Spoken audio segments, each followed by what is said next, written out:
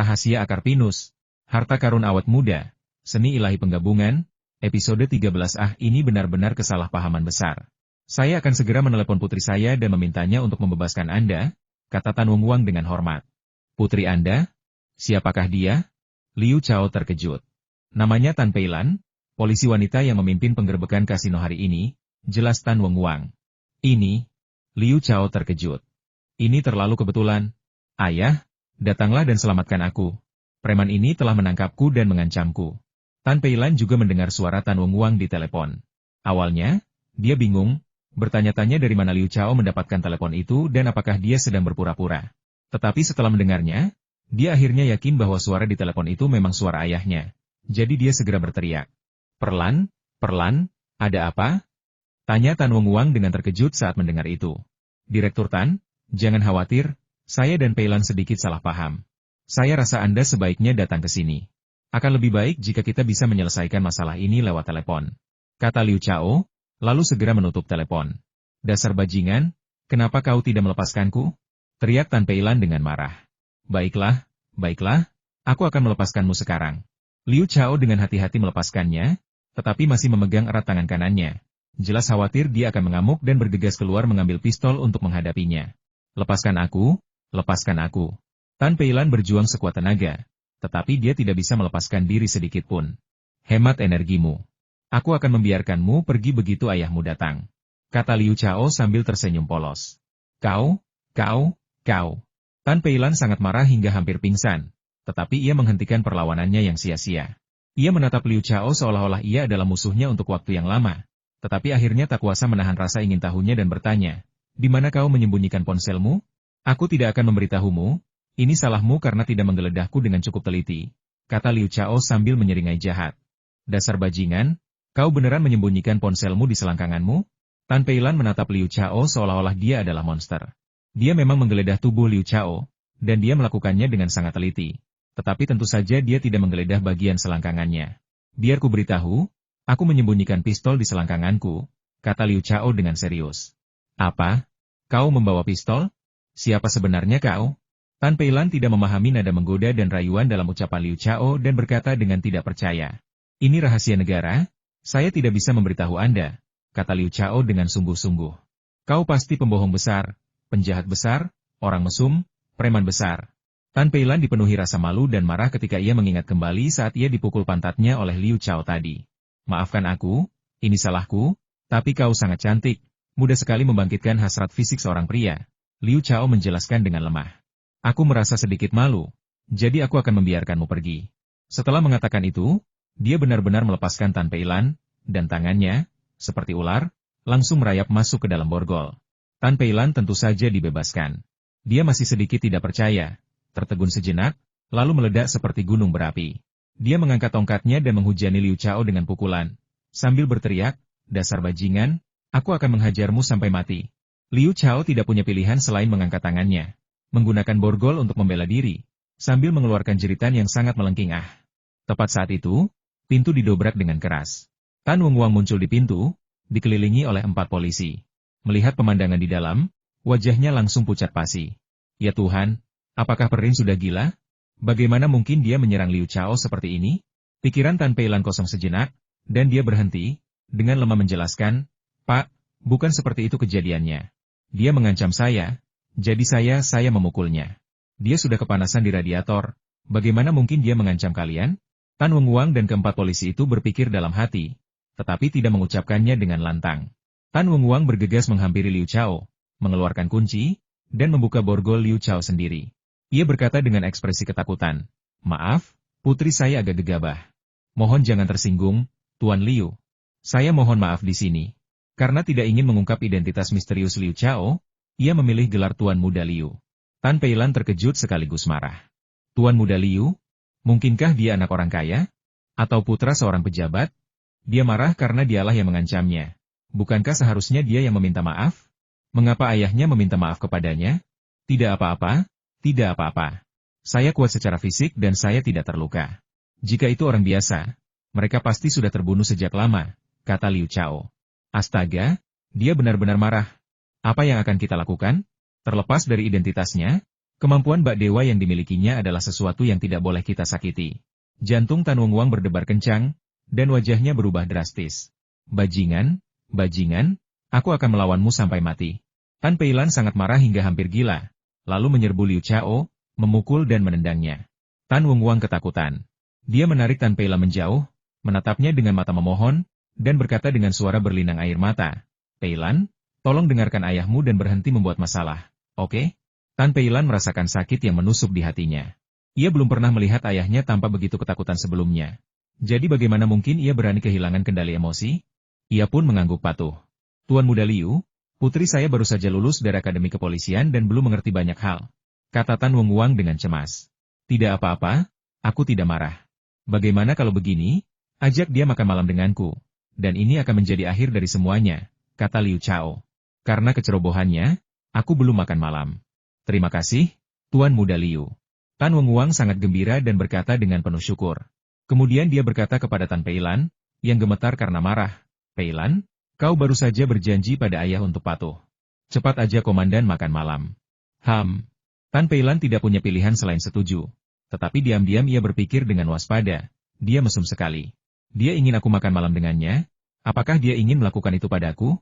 Jadi, seperti seorang istri yang dikhianati, dengan berat hati dia mengantar Liu Chao keluar dari kantor polisi dan perlahan-lahan melaju di sepanjang jalan. Duduk di kursi penumpang, Liu Chao dengan tidak sabar mendesak, "Cepatlah mengemudi, aku lapar sekali. Tahukah kamu? Kau pantas mati kelaparan," gumam Tan Peilan pada dirinya sendiri. Tetapi berkata dengan dingin, "Jika kau memang mampu, maka kendarailah mobil itu." Liu Chao begitu terkejut mendengar kata-kata itu hingga matanya berputar ke belakang. Dia benar-benar tidak tahu cara mengemudi, dan dia telah diremehkan oleh pihak lain hari ini. Polisi wanita yang kasar ini benar-benar menyebalkan. Dia menangkapnya tanpa bertanya apa yang terjadi dan kemudian menyalahgunakan kekuasaannya. Jika dia tidak kuat, dia akan mengalami kerugian besar hari ini. Sepertinya dia perlu diberi pelajaran yang setimpal. Sambil memikirkan hal ini, senyum jahat dan licik muncul di wajahnya. "Apa? Kau, yang disebut Tuan Muda Liu ini, bahkan tidak tahu cara mengemudi?" Tan Peilan melihat ekspresi terkejut Liu Chao dan wajahnya menunjukkan rasa jijik. "Kurasa kau penipu. Aku tidak tahu bagaimana kau mendapatkan kepercayaan ayahku. Aku akan membongkar jati dirimu yang sebenarnya dan kau akan berada dalam dilema. Hei gadis kecil, apakah kau bosan hidup? Jika kau membuatku marah, aku akan kau tahu maksudku," kata Liu Chao dengan nada mengancam. "Hati-hati atau aku akan mengebirimu." Tan Peilan membalas tanpa mundur, tetapi jantungnya berdebar kencang. Pria yang sangat tampan dan kuat ini berpakaian sederhana dan bahkan tidak tahu cara mengemudi. Tetapi dia sangat terampil dan sangat perkasa. Dia bukan tandingan pria itu. Apakah dia benar-benar memiliki niat buruk terhadapnya jika dia mengajaknya makan malam? "Gadis kecil, kau masih keras kepala. Biar ku beri pelajaran ketika menghadapi seseorang yang lebih kuat darimu, kau harus bersikap baik untuk menghindari tragedi." Liu Chao mulai mendisiplinkannya. "Kau?" Tan Peilan gemetar karena marah, tetapi dia tidak lagi berdebat dengan Liu Chao. Dia berkata dengan kesal, "Kau mau makan di mana? Bagaimana aku bisa tahu tempat makan yang enak? Kamu yang akan mengantarku ke sana, oke?" kata Liu Chao sambil cemberut. Wah. Tan Peilan sangat marah hingga wajah cantiknya pucat pasi. Ia tiba-tiba menginjak pedal gas, dan mobil polisi itu melaju kencang seperti anak panah. Karena sudah lewat jam 1 pagi, pada dasarnya tidak ada tempat untuk makan. Namun Tan Peilan adalah seorang petugas polisi dan sangat mengenal Bai Cheng. Ia tentu tahu bahwa ada hotel khusus tempat orang bisa makan. Hotel itu adalah Hotel Biontian milik Wu Xianglu. Namun, harganya tentu saja sangat mahal. Dia sama sekali tidak peduli dengan harganya. Yang dia inginkan hanyalah mengajak pria malang ini makan di luar. Jadi, dia langsung berkendara ke Hotel Biontian. Dan bukannya parkir di tempat parkir, dia parkir tepat di pintu masuk, keluar dari mobil dengan wajah dingin, dan melangkah masuk. Liu Chao mengikuti di belakangnya dan mendapati bahwa dari belakang, gadis ini sangat cantik dan memikat, terutama sepasang kakinya yang panjang, lurus, dan berwarna merah muda, yang begitu indah dan kuat. Ia berjalan dengan gaya berjalan yang anggun yang dapat menarik perhatian pria manapun. Meskipun sudah larut malam dan dia menduga tidak akan bertemu Xianglu, Liu Chao tetap merasa bersalah dan tidak berani makan di lobi. Sebagai gantinya, dia meminta ruang pribadi. "Cepat pesan, aku harus tidur lebih awal." Begitu Tan Peilan duduk, dia menatap Liu Chao dengan kesal dan mendesaknya. "Anda ingin makan apa?" tanya Liu Chao dengan sopan sambil mengambil menu dari pelayan. "Apa yang aku suka makan bukanlah urusanmu. Kaulah yang makan, bukan aku," kata Tan Peilan dengan kesal. "Kamu begadang semalaman, Apa kamu tidak lapar? Tanya Liu Chao dengan heran.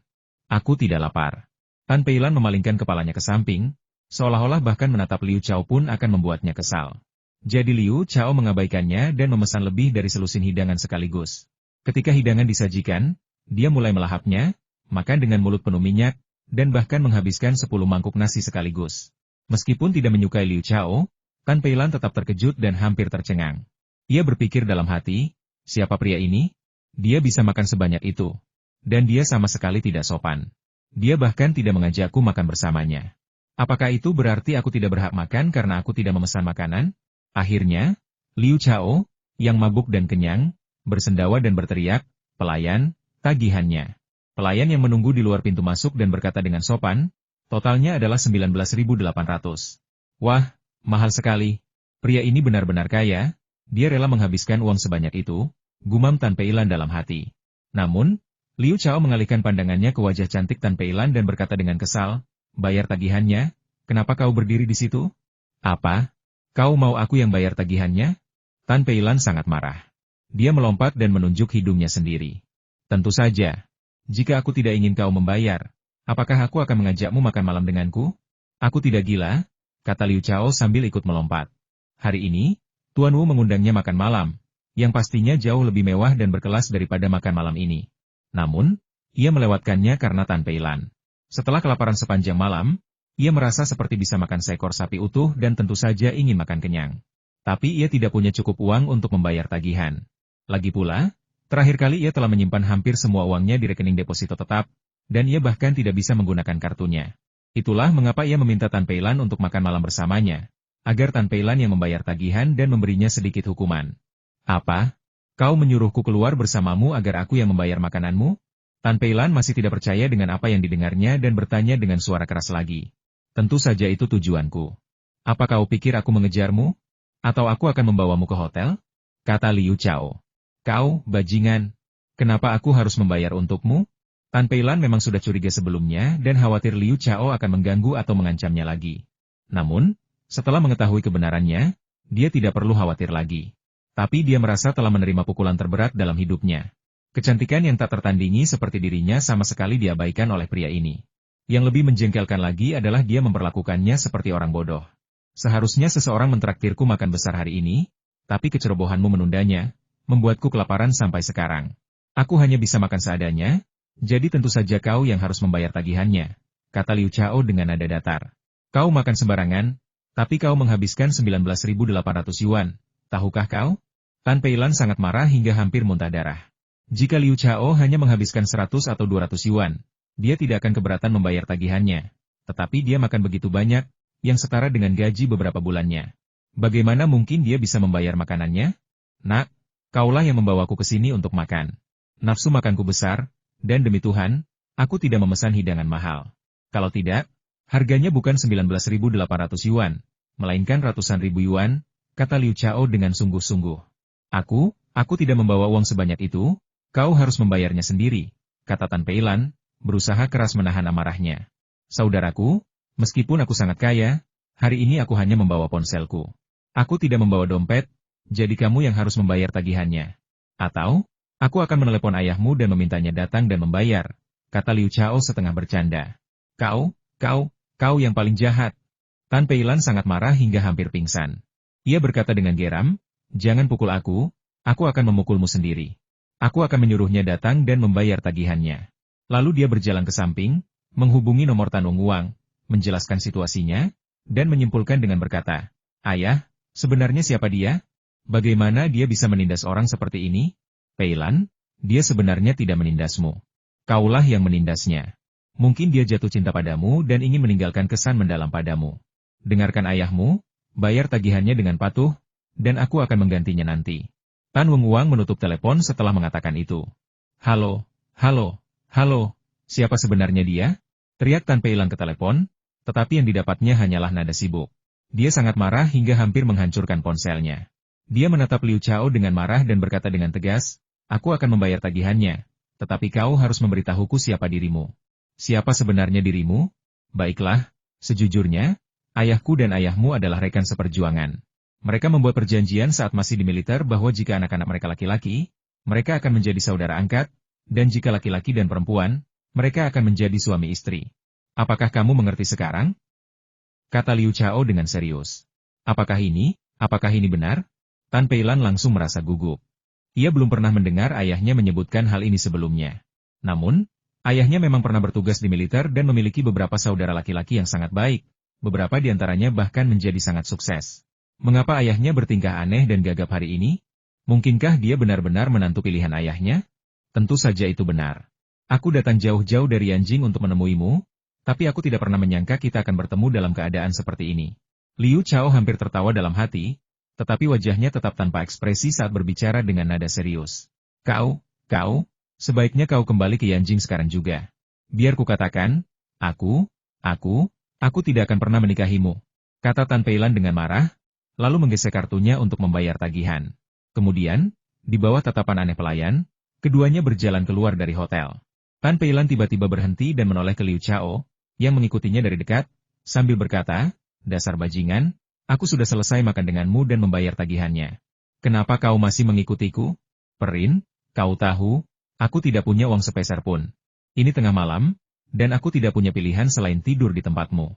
Kau tidak bisa begitu saja meninggalkanku, kata Liu Chao dengan nada memelas. Apa? Kau mau tidur di tempatku? Tan Peilan tercengang, menatap Liu Chao seolah-olah dia adalah monster. Ya, aku tunanganmu, kata Liu Chao dengan nada datar. Anda, Tan Peilan sangat marah hingga hampir mengamuk. Ia bergegas keluar hotel seolah melarikan diri, membuka pintu mobil dengan kasar, melompat masuk, dan menginjak pedal gas, melaju kencang.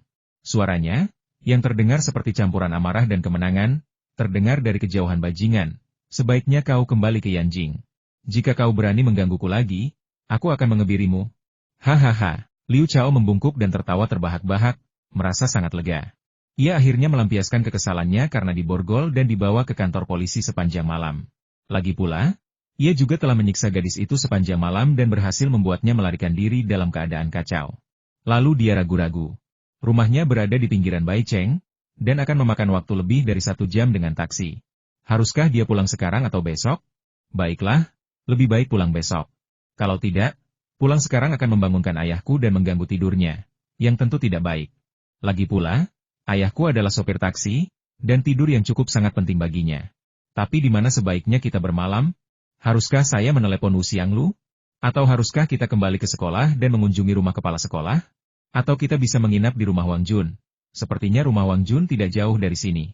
Dia berpikir sejenak, lalu mengeluarkan ponselnya, siap menelepon Wang Jun. Ia terkejut ketika mendapati banyak pesan teks di ponselnya. Semuanya dari Wang Jun, Cao Min, dan Wu Xianglu. Ia menanyakan apakah ia sudah meninggalkan kantor polisi. Wang Jun bahkan bercanda tentang apakah ia berhasil berkencan dengan polisi wanita itu. Liu Chao tersenyum dan mulai menelepon, tetapi telepon tiba-tiba berdering. Itu Wu Xianglu yang menelepon.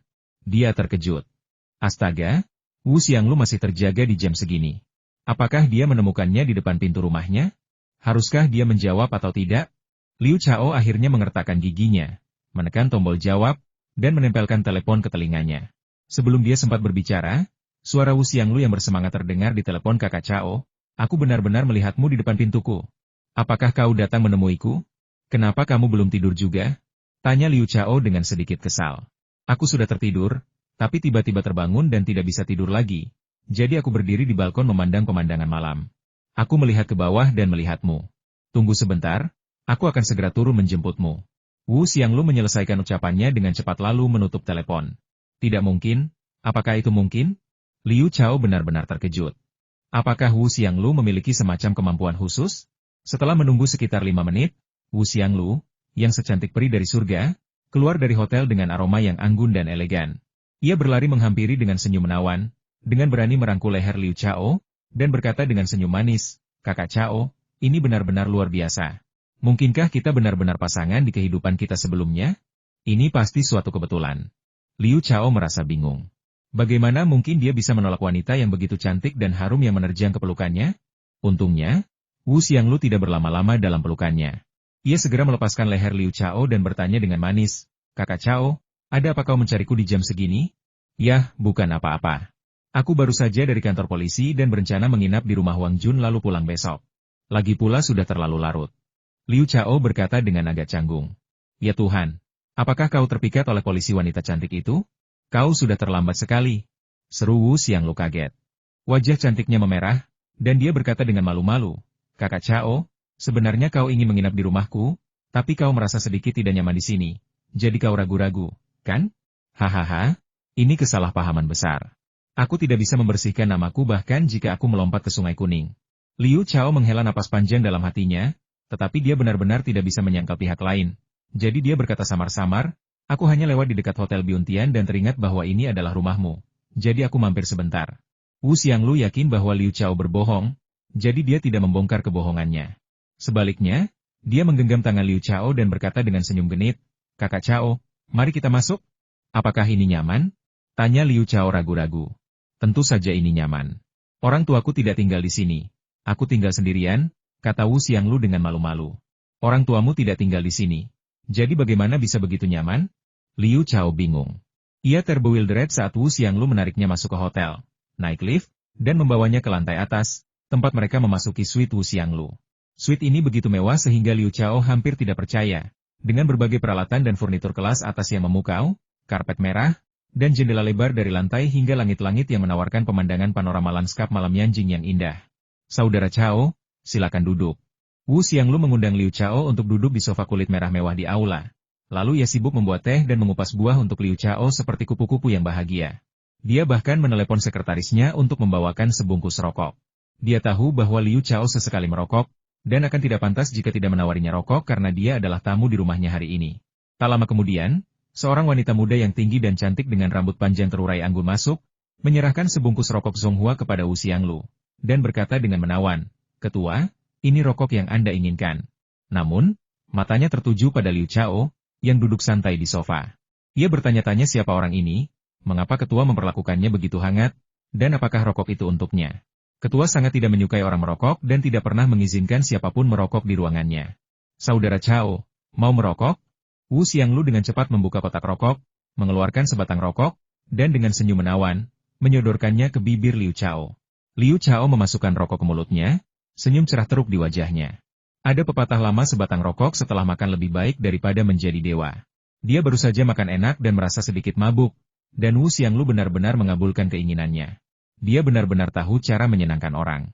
Memukul, Wu Xianglu menemukan korek api dan dengan canggung menyalakannya untuk Liu Chao.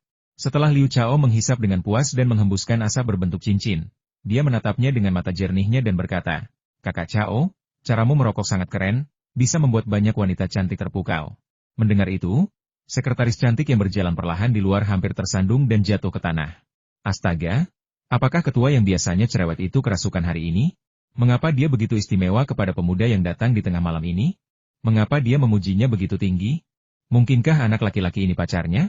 Tunggu, Sekretaris Wu, belikan Kakak Chao satu set piyama dan celana pendek.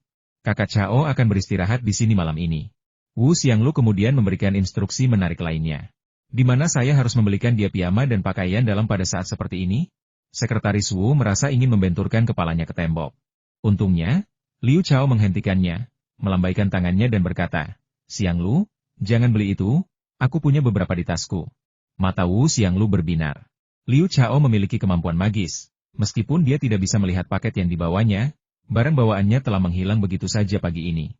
Mungkin memang itu sesuatu yang dia bawa. Dia terkekeh dan berkata, Baiklah, Sekretaris Wu, jangan beli lagi. Pergi dan istirahatlah. Baiklah, jawab Sekretaris Wu sambil menghela napas lega, lalu keluar dan menutup pintu rapat-rapat.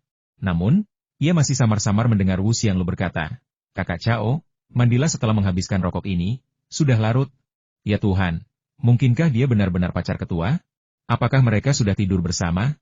Sekretaris Wu berjalan pergi, pikirannya dipenuhi berbagai macam pikiran.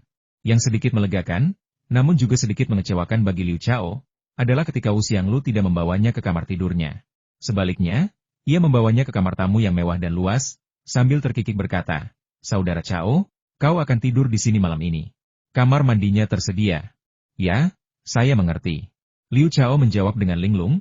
Matanya tertuju pada hamparan kulit putih yang terbuka di dada Wu Xianglu. Jantungnya berdebar kencang, dan pikirannya dipenuhi berbagai pikiran liar jika Wu Xianglu melemparkan dirinya ke pelukanku sekarang, bisakah aku menolak? Saudara Chao, kau melihat kemana? Wu Xianglu akhirnya menyadari tingkah laku Liu Chao yang tidak biasa. Dan, karena merasa sangat malu, menghentakkan kakinya dan berkata, "Xiang Lu, kamu sangat cantik." Liu Chao tersipu dan tergagap. Chao yang murung itu pasti sedang memikirkan ide-ide buruk. Dia benar-benar jahat. Wu Xianglu bergumam malu-malu pada dirinya sendiri. Tentu saja, dia tidak bisa mengatakannya dengan lantang, dan buru-buru berkata, "Kakak Chao, aku akan istirahat sekarang, kau juga harus tidur lebih awal. Aku peringatkan kau, jangan menyelinap ke kamarku. Aku sudah mengunci pintu, dan aku juga akan menutup jendelanya." Setelah mengatakan itu, dia terkekeh dan dengan anggun berjalan keluar pintu, hanya meninggalkan aroma yang masih tercium di ruangan itu. Jantung Liu Chao mulai berdebar kencang. Mungkinkah kata-katanya merupakan pengingat untuk menyelinap ke kamarnya nanti? Jadi dia menajamkan telinganya dan mendengarkan dengan saksama setiap gerakannya. Tak lama kemudian, ia mendengar Wu Xianglu langsung kembali ke kamarnya, menutup pintu, dan menguncinya. Kemudian ia berlari dan menutup serta mengunci semua jendela, sambil berkata dengan malu-malu, "Aku harus mengunci pintu dan jendela, kalau tidak, Chao yang licik itu pasti akan salah paham dan mengira aku sedang merayunya. Dan kemungkinan besar dia akan menyelinap ke kamarku. Dia begitu kuat, bagaimana aku bisa menolaknya? Apakah aku benar-benar terlalu mesum secara diam-diam?" Liu Chao menyentuh dahinya, tertegun sejenak, sebelum mandi, berganti pakaian, dan memasukkan pakaian kotornya ke dalam tas, berencana mencucinya ketika sampai di rumah besok. Lalu dia berbaring di ranjang yang mewah dan empuk itu, dan sedikit berguling-guling. Sesaat sebelumnya ia memikirkan momen-momen penuh gairah dengan kepala sekolah. Sesaat kemudian ia memikirkan ciuman penuh gairah dengan Yonan, dan selanjutnya ia memikirkan Wu Xianglu, yang tidur di kamar sebelah, berbaring di tempat tidur dengan tubuh indahnya terentang di sana. Dia menggelengkan kepalanya dengan kuat, mengusir pikiran-pikiran acak itu dari benaknya. Ekspresi gembira tiba-tiba muncul di wajahnya. Dia telah mendapatkan harta karun super hari ini, sebuah liontin giok. Dia belum sempat menghargainya dengan saksama. Tetapi sekarang dia akhirnya bisa mengagumi dan mempelajarinya. Dengan sebuah pikiran, liontin giok itu muncul di tangan kirinya. Pemandangan itu begitu memukau hingga membuatnya terkejut. Punggung permaisuri begitu indah, dan juga memancarkan keagungan yang tak terlukiskan. Adapun para penyanyi dan penari yang tak terhitung jumlahnya, meskipun wajah mereka tidak terlihat dan hanya punggung mereka yang terlihat, setiap punggung mereka memiliki ciri khasnya sendiri. Ada yang anggun, ada yang ramping, dan ada yang sensual, dan masing-masing mampu membangkitkan hasrat seorang pria. Langit berbintang di belakangnya memang hamparan biru yang luas, dengan bintang-bintang yang tak terhitung jumlahnya berkel-twinkling, memancarkan aura misterius. Dia menjentikan jarinya, dan liontin giok itu bergetar, memancarkan cahaya keemasan yang terang. Nyanyian indah mulai terdengar, dan para penyanyi serta penari di liontin giok itu mengayunkan tubuh anggun mereka. Lengan baju panjang mereka berkibar, menciptakan pemandangan yang sangat indah. Liu Chao memperhatikan dan mendengarkan dengan penuh perhatian, seolah-olah tenggelam dalam dunia magis. Setelah beberapa waktu yang tidak diketahui, dia akhirnya tersadar dan mendapati bahwa liontin giok itu telah berhenti bergetar dan semuanya kembali normal. Tetapi dia bahkan lebih terkejut daripada sebelumnya. Dari mana kakek Jia mendapatkan liontin giok ini? Mengesampingkan kemampuan magis yang mungkin dimiliki liontin giok tersebut, penampilannya yang indah dan fenomena anehnya saja sudah membuatnya tak ternilai harganya. Yah, tujuan Jia tua seharusnya adalah menjadikan aku muridnya dan melatihku menjadi ahli judi yang bisa melampaui si bisu dan si buta, agar aku bisa membalas dendam untuknya. Namun, dengan kemampuan berjudi lelaki tua itu saat ini, dia mungkin tidak bisa membuatku melampaui si bisu dalam waktu singkat. Tapi dia tetap melakukannya. Apalagi yang bisa dia andalkan? Ngomong-ngomong, dia punya kemampuan melihat tembus pandang, yang merupakan kemampuan magis. Dan kemampuan melihat tembus pandang bukanlah bawaan lahir, yang berarti dia benar-benar menyimpan rahasia besar di hatinya. Sayangnya, aku tidak sempat mengetahuinya sebelum polisi datang ke rumahku. Tan Peilan merusak rencana besarku. Hukuman ini terlalu ringan untuknya. Jia tua sangat menghargai liontin giok itu sehingga kehilangannya membuatnya merasa seperti kehilangan orang tuanya. Mungkinkah dia mempelajari kemampuan untuk melihat menembus liontin giok itu?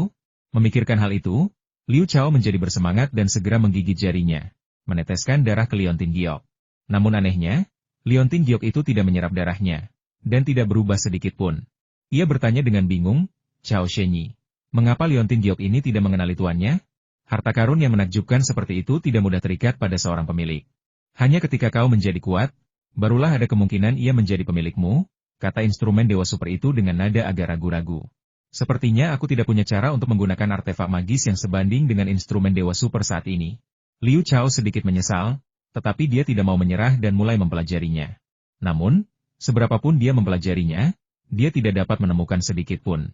Seolah-olah tablet giok itu tidak memiliki kekuatan magis sama sekali. Seolah-olah itu hanyalah mesin perekam dari luar angkasa, dengan fungsi yang sama seperti televisi di bumi. Karena tidak menemukan petunjuk apapun, antusiasme Liu Chao mereda, dan akhirnya dia memiringkan kepalanya dan tertidur. Dia tidak tahu berapa lama dia tidur, tetapi dia merasakan gatal yang tak tertahankan di telinganya. Jadi dia dengan cepat menoleh dan perlahan membuka matanya. Hari sudah terang benderang, dan matahari berjuang untuk menembus celah-celah tirai, menyinari ruangan dan membuatnya sangat terang. Wu Xianglu berbaring di tempat tidurnya, mengusap rambutnya ke telinga pria itu. Melihat Liu Chao terbangun, Wu Xianglu berkata dengan genit, "Saudara Chao, kau tidur nyenyak sekali. Aku tak bisa membangunkanmu meskipun sudah memanggilmu berkali-kali." Ia tidak menyadari bahwa dengan berbaring seperti itu, ia hampir sepenuhnya memperlihatkan payudaranya yang seputih salju, sehingga Liu Chao, yang sedang berbaring di tempat tidur, dapat melihatnya dengan jelas, membuatnya sangat menggoda. Mata Liu Chao langsung membelalak, dan dorongan tak terkendali melonjak dari setiap sel dalam tubuhnya. Tangan kanannya tanpa sadar melingkari pinggang ramping Wu Xianglu, dan dengan tarikan lembut, ia memindahkan Wu Xianglu ke tempat tidur. Tangan kirinya juga ikut mencengkeram, membuatnya tak punya jalan untuk melarikan diri. "Saudara Chao, kau orang jahat, kau tidak boleh berpikir omong kosong seperti itu." Wu Xianglu merasa malu sekaligus cemas. Ia berusaha sekuat tenaga menatap Liu Chao dengan wajah datar, takut jika ia tanpa sengaja mendorongnya dan Liu Chao akan memanfaatkannya. Ia belum siap menyerahkan dirinya kepada Liu Chao. Yang terpenting, Liu Chao mungkin tidak akan bisa melupakan Yonan. Ini hanyalah dorongan sesaat Liu Chao. "Xianglu, kau wangi sekali." Liu Chao masih enggan melepaskan genggamannya, menarik napas dalam-dalam menghirup aroma yang menyegarkan, dan berkata dengan suara gemetar. "Saudara Chao, pintunya belum tertutup," kata Wu Xianglu dengan genit. "Apa masalahnya kalau pintunya tidak tertutup? Lagi pula tidak ada orang lain di suite ini."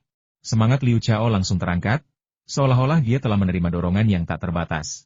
"Ayahku ada di sini, dia sedang berada di lobi sekarang," kata Wu Xianglu dengan sungguh-sungguh. "Apa? Ayahmu ada di sini?" Liu Chao merasakan hawa dingin menjalar di punggungnya. Telinganya berkedut cepat, dan kemudian dia menjadi sangat malu karena mendengar bahwa ayah Wu berdiri di pintu, tersenyum kepada mereka berdua. "Selamat pagi, Paman." Liu Chao buru-buru melepaskan Wu Xianglu dan berseru dengan wajah memerah. Barulah saat itu Wu Xianglu melihat ayahnya berdiri di pintu. Dengan malu-malu, ia bangun, melompat dari tempat tidur, dan berlari keluar pintu seolah-olah melarikan diri. "Liu Chao, bangun dan sarapan." Setelah Wu Bohou selesai berbicara sambil tersenyum, dia berbalik dan berjalan kembali ke aula. Liu Chao buru-buru berpakaian dan mandi sebelum dengan gugup meninggalkan ruangan. Jelas sekali bahwa ayah Wu tidak tinggal di sini. Alasan dia bisa muncul di sini sepagi ini pasti karena Wu Xianglu memberitahunya. Apakah dia akan memaksanya menjadi menantu yang tinggal serumah? "Saudara Chao, kemarilah." Wu Xianglu memanggil dengan genit dan maju untuk menarik Liu Chao masuk ke dalam restoran. "Xiao Liu, duduklah." Tuan Wu sudah duduk dan menyapa Liu Chao dengan ekspresi ramah. Liu Chao duduk berhadapan dengan ayah Wu dan mulai menikmati sarapannya. Sarapannya begitu mewah sehingga membuat Liu Chao takjub.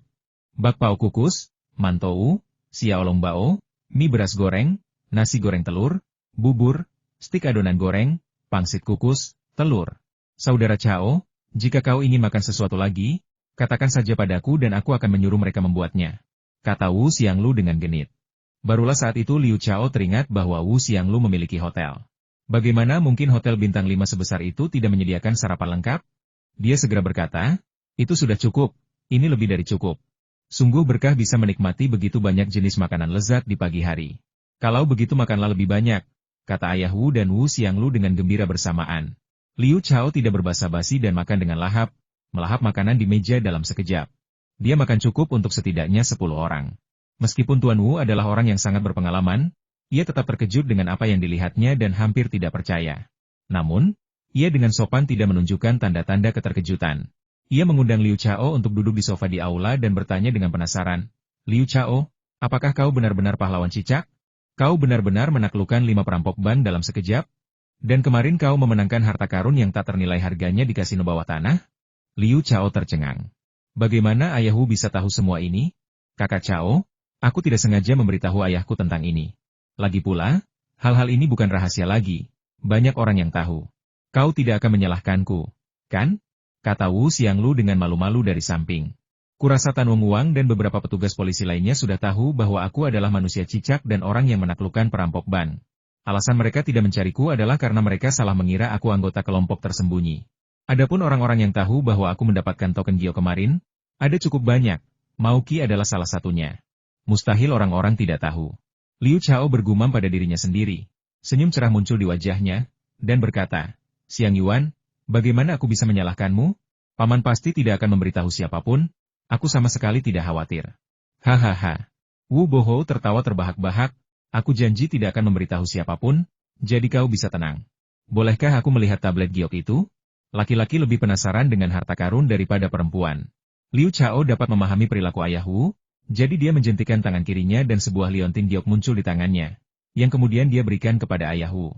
Tuan Wu memeriksa barang itu dengan saksama untuk waktu yang lama, membolak-baliknya, bahkan menikmati musik yang indah, sebelum dengan berat hati mengembalikannya kepada Liu Chao. Kemudian dia dengan santai bertanya, Liu Chao, kau tidak akan menjual harta karun ajaib ini, kan? Tidak, aku hanya suka mengoleksi harta karun, itu semacam kebiasaan aneh, kata Liu Chao sambil tersenyum. Apa anehnya itu? Semua pria punya kebiasaan seperti itu, kata Tuan Wu sambil tersenyum, lalu segera mengganti topik pembicaraan, Liu Chao, kau cerdas dan atletis, dengan masa depan yang cerah. Aku tak berani memprediksi seberapa jauh kau akan melangkah di masa depan, tapi tolong jangan sakiti Xiang Lu, ya? Wajah cantik Wu Xianglu langsung memerah. Ia berharap ada lubang di tanah yang bisa ia masuki dan bersembunyi di dalamnya. Tetapi ia menajamkan telinganya, tidak ingin melewatkan sepatah kata pun dari Liu Chao. Ayah Wu benar-benar cerdas. Ia hanya mengajukan permintaan ini, namun ia tahu bahwa seseorang yang luar biasa seperti Liu Chao berada di luar kendali Wu Xianglu. Tidak realistis untuk mengharapkan Liu Chao setuju menjadi menantunya. Dan bahkan jika ia setuju, ia mungkin berubah pikiran kemudian. Namun, jika Liu Chao berjanji untuk tidak menyakiti Wu Xianglu, ceritanya akan berbeda sama sekali, dan manfaat bagi Wu Xianglu akan sangat besar. Wajah Liu Chao juga sedikit memerah, dan dia berkata dengan canggung, Paman, jangan khawatir, aku tidak akan menyakiti Xianglu. Jika aku bisa, aku akan melindunginya seumur hidupku. Hahaha. Tuan Wu tertawa terbahak-bahak, ia sangat gembira menerima janji seperti itu dari Liu Chao. Itu adalah kejutan yang menyenangkan. Wu Xianglu juga sangat gembira. Mungkinkah kakak Chao benar-benar jatuh cinta padanya dan berencana menghabiskan hidupnya bersamanya? Yang tidak mereka ketahui adalah bahwa Liu Chao sama sekali tidak bermaksud seperti itu. Dia hanya percaya bahwa dia akan menjadi sangat kuat di masa depan, dan melindungi Wu Xianglu akan sangat mudah baginya, tanpa memerlukan usaha apapun. Tentu saja, dia juga memiliki rasa sayang yang khusus kepada Wu Xianglu. Meskipun Wu Xianglu adalah putri dari seorang pria yang sangat kaya dan secantik peri, dia tidak terlalu manja atau sombong, juga bukan seperti yang dia bayangkan, yang ingin memenangkan hatinya secepat mungkin. Dia hanya jatuh cinta padanya dan mencintainya, tetapi dia sangat bijaksana dalam menyembunyikannya. Liu Chao, apa mimpimu? Akhirnya, Tuan Wu berhenti tertawa, memandang Liu Chao dengan kagum, dan bertanya dengan nada santai. Paman, sebenarnya aku tidak punya ambisi besar. Aku hanya ingin menjadi sangat berkuasa dan sangat kaya selama hidupku. Jika memungkinkan, aku ingin berkeliling alam semesta dan mungkin bahkan menetap di planet lain, kata Liu Chao sedikit malu-malu. Ayah Wu dan Wu Xianglu sama-sama tercengang, menatap Liu Chao seolah-olah dia adalah monster, hampir tidak percaya apa yang mereka dengar. Menetap di planet asing? Apakah itu mungkin? Jika dikembangkan hingga tingkat tinggi, kemampuan ini benar-benar memungkinkan seseorang untuk melintasi kehampaan, tetapi itu sangat sulit, dan saya tidak yakin saya bisa melakukannya, tambah Liu Chao. Saudara Chao, kau harus membawaku bersamamu kembali saat itu. Wu Xianglu akhirnya mulai mempercayainya, dan berkata dengan penuh harap. Ya? Saya punya cara untuk mengumpulkan banyak orang. Liu Chao memikirkan ruang tikus merahnya. Ketika dia menyatu dengan kemampuan banyak makhluk dan menjadi kuat, ruang tikus merah juga akan menjadi cukup luas untuk menampung sejumlah orang. Menyeberangi kehampaan, sungguh omong kosong, gumam Wu Bohou pada dirinya sendiri, tentu saja tanpa mengucapkannya dengan lantang. Dia tersenyum dan berkata, idealmu memang tinggi, tetapi belum tentu mustahil untuk dicapai. Selama kamu bekerja keras di masa depan, kamu pasti akan menjadi sangat kaya dan sangat berkuasa. Dia secara otomatis mengabaikan mimpi Liu Chao untuk berkeliling alam semesta, yang dianggapnya sebagai omong kosong orang gila dan tidak masuk akal. Terima kasih atas dukunganmu, Paman, kata Liu Chao sambil tersenyum. Ngomong-ngomong, Paman memulai dari nol dan menjadi orang yang sangat kaya. Meskipun jalan menuju kesuksesan sulit ditiru, itu mungkin bisa sangat membantu saya. Bisakah Paman memberitahuku rahasia kesuksesan Paman? Setelah berpikir sejenak, Bapak Wu berkata, pepatah, jalan menuju kesuksesan tidak dapat ditiru, memang ada benarnya, karena waktunya tidak tepat dan kondisinya telah berubah secara signifikan. Namun, saya memiliki beberapa pengalaman. Hal terpenting dalam berbisnis adalah mengidentifikasi arah yang tepat dan kemudian memilih industri yang tepat. Jika Anda tidak mengidentifikasi arah yang tepat dan memilih industri yang salah, akan sulit untuk mencapai kesuksesan, dan kemungkinan bangkrut sangat tinggi.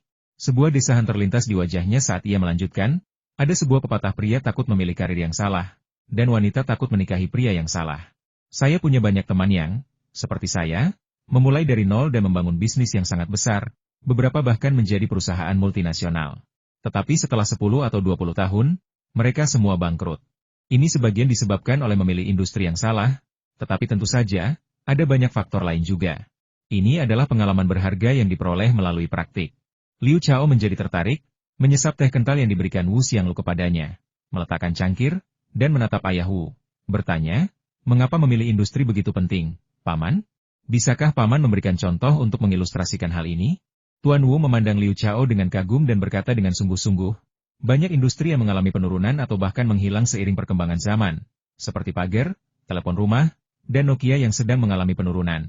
Oleh karena itu, ketika berbisnis, Anda harus memilih industri yang tidak akan menghilang seiring perkembangan zaman, seperti pakaian, makanan, perumahan, dan transportasi. Wajah Liu Chao menunjukkan kekaguman. Ayah Wu memang sangat bijaksana. Pilihannya di industri perhotelan bukan hanya langkah bijak yang tidak akan hilang seiring perkembangan zaman, tetapi justru akan semakin makmur. Itulah mengapa ia selalu teguh dan membuat bisnisnya sangat sukses. Selain faktor ini, alasan lain saya memilih industri perhotelan dan catering adalah karena kedua industri ini menggunakan penyelesaian tunai dan menghindari kerumitan pembukuan eksternal. Banyak pabrik besar mungkin tampak glamor di permukaan, tetapi belum tentu demikian. Banyak uang yang tidak dapat dipulihkan, itu hanya angka. Satu langkah salah, dan bukan tidak mungkin mereka bangkrut dalam semalam, kata Wu pelan. Terima kasih atas bimbinganmu, Paman. Aku telah banyak belajar darinya. Liu Chao berkata dengan penuh rasa syukur bahwa baik sebelum maupun sesudah mendapatkan perangkat Dewa Super, ia selalu terobsesi untuk menjadi seorang Taipan, dan ayah Wu adalah idolanya. Sekarang ia dapat menerima bimbingan tulus darinya, yang sungguh langka. Dan memang begitulah kenyataannya. Jika Liu Chao tidak berjanji bahwa dia tidak akan pernah menyakiti Wu Xianglu, ayah Wu tidak akan pernah memberitahu Liu Chao rahasia kesuksesannya. Melihat Liu Chao dan ayahnya mengobrol dengan gembira, Wu Xianglu juga merasa senang. Ia melayani mereka dengan senyum berseri-seri, seperti kupu-kupu yang berterbangan. Saat itu sudah siang. Matahari yang terik bersinar dari langit seperti kilatan api yang tak terhitung jumlahnya. Seolah-olah bumi yang tak terbatas akan terbakar kapan saja. Pinggiran kota Baicheng ditutupi oleh hutan tak berujung yang disebut 10.000 gunung.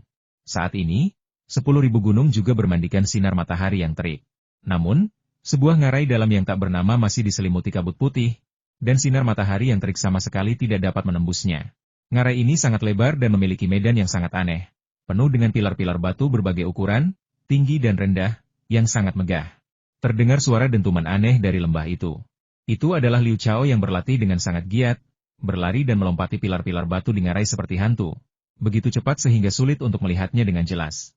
Ia tak berani berlama-lama di rumah Wu Xianglu hari itu, karena ayah Wu terlalu ramah dan bersahabat, dan Wu Xianglu juga terlalu ramah dan baik padanya, membuatnya merasa terlalu bahagia untuk pergi.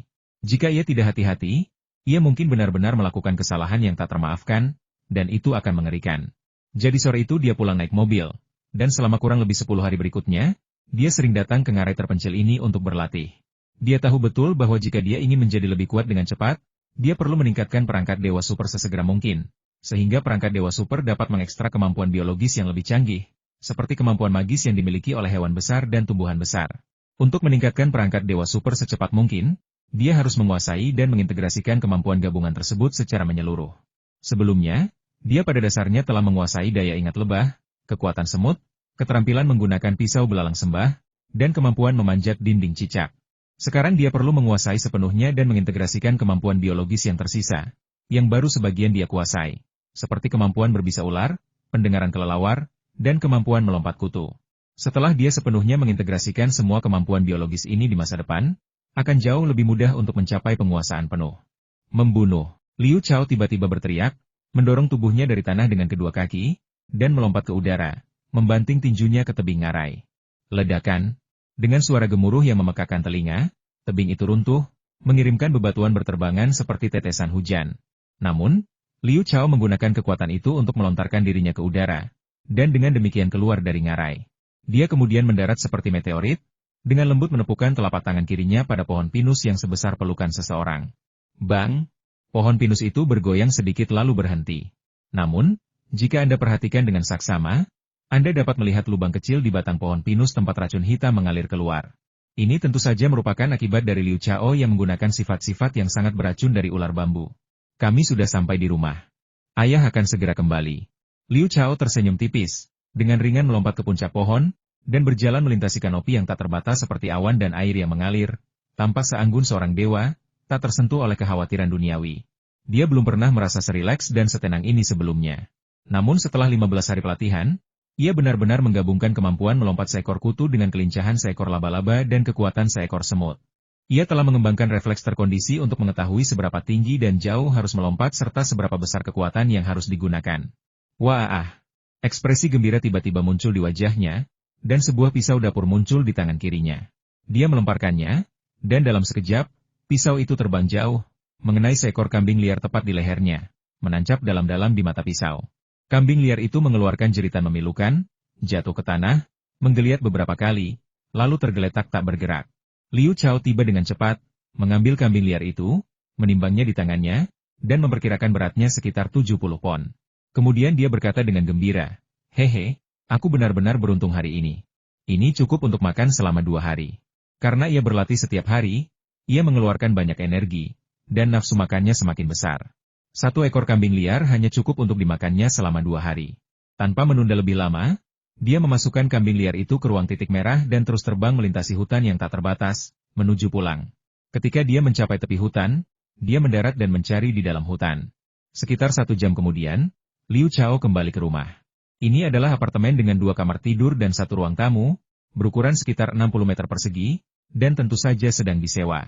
Ayah Liu adalah seorang sopir taksi, dan taksi itu milik sebuah perusahaan taksi. Saat ini ia bekerja di shift siang dan biasanya pulang tepat waktu pukul 19.30 setiap malam. Begitu sampai di rumah, Liu Chao langsung sibuk.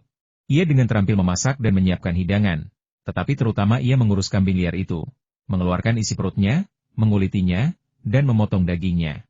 Tepat pukul 7.30, Pak Liu mendorong pintu dan masuk. Ia langsung melihat meja besar berisi makanan yang mengepul dan berkata dengan gembira, "Nak, cepat beritahu ayah, apakah kamu mendapat nilai yang sangat tinggi, sehingga kita akan merayakannya hari ini?" Liu Chao keluar dari dapur sambil membawa semangkuk besar daging kambing, meletakkannya di atas meja, dan berkata dengan terkejut, "Nilainya? Aku belum mengeceknya. Aku benar-benar lupa bahwa kita bisa mengecek nilai ujian masuk perguruan tinggi hari ini. Bukankah teman sekelasmu meneleponmu?" Tanya Pak Liu, sambil duduk di meja dengan ekspresi terkejut di wajahnya. "Hari ini saya pergi berburu di pegunungan, dan ponsel saya mati. Saat kembali, saya sibuk memasak dan lupa mengisi dayanya," kata Liu Chao. "Apakah kita akan mengecek skornya sekarang?" Tanya Tuan Liu dengan penuh harap. "Ayo makan dulu, rasanya tidak enak kalau sudah dingin." Liu Chao mengisi 2 mangkuk besar dengan nasi dan meletakkannya di atas meja.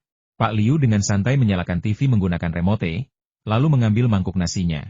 Bahkan sebelum mulai makan, ekspresi bersemangat sudah muncul di wajahnya. Dia membanting mangkuk itu ke meja dan menatap TV dengan mata terbelalak.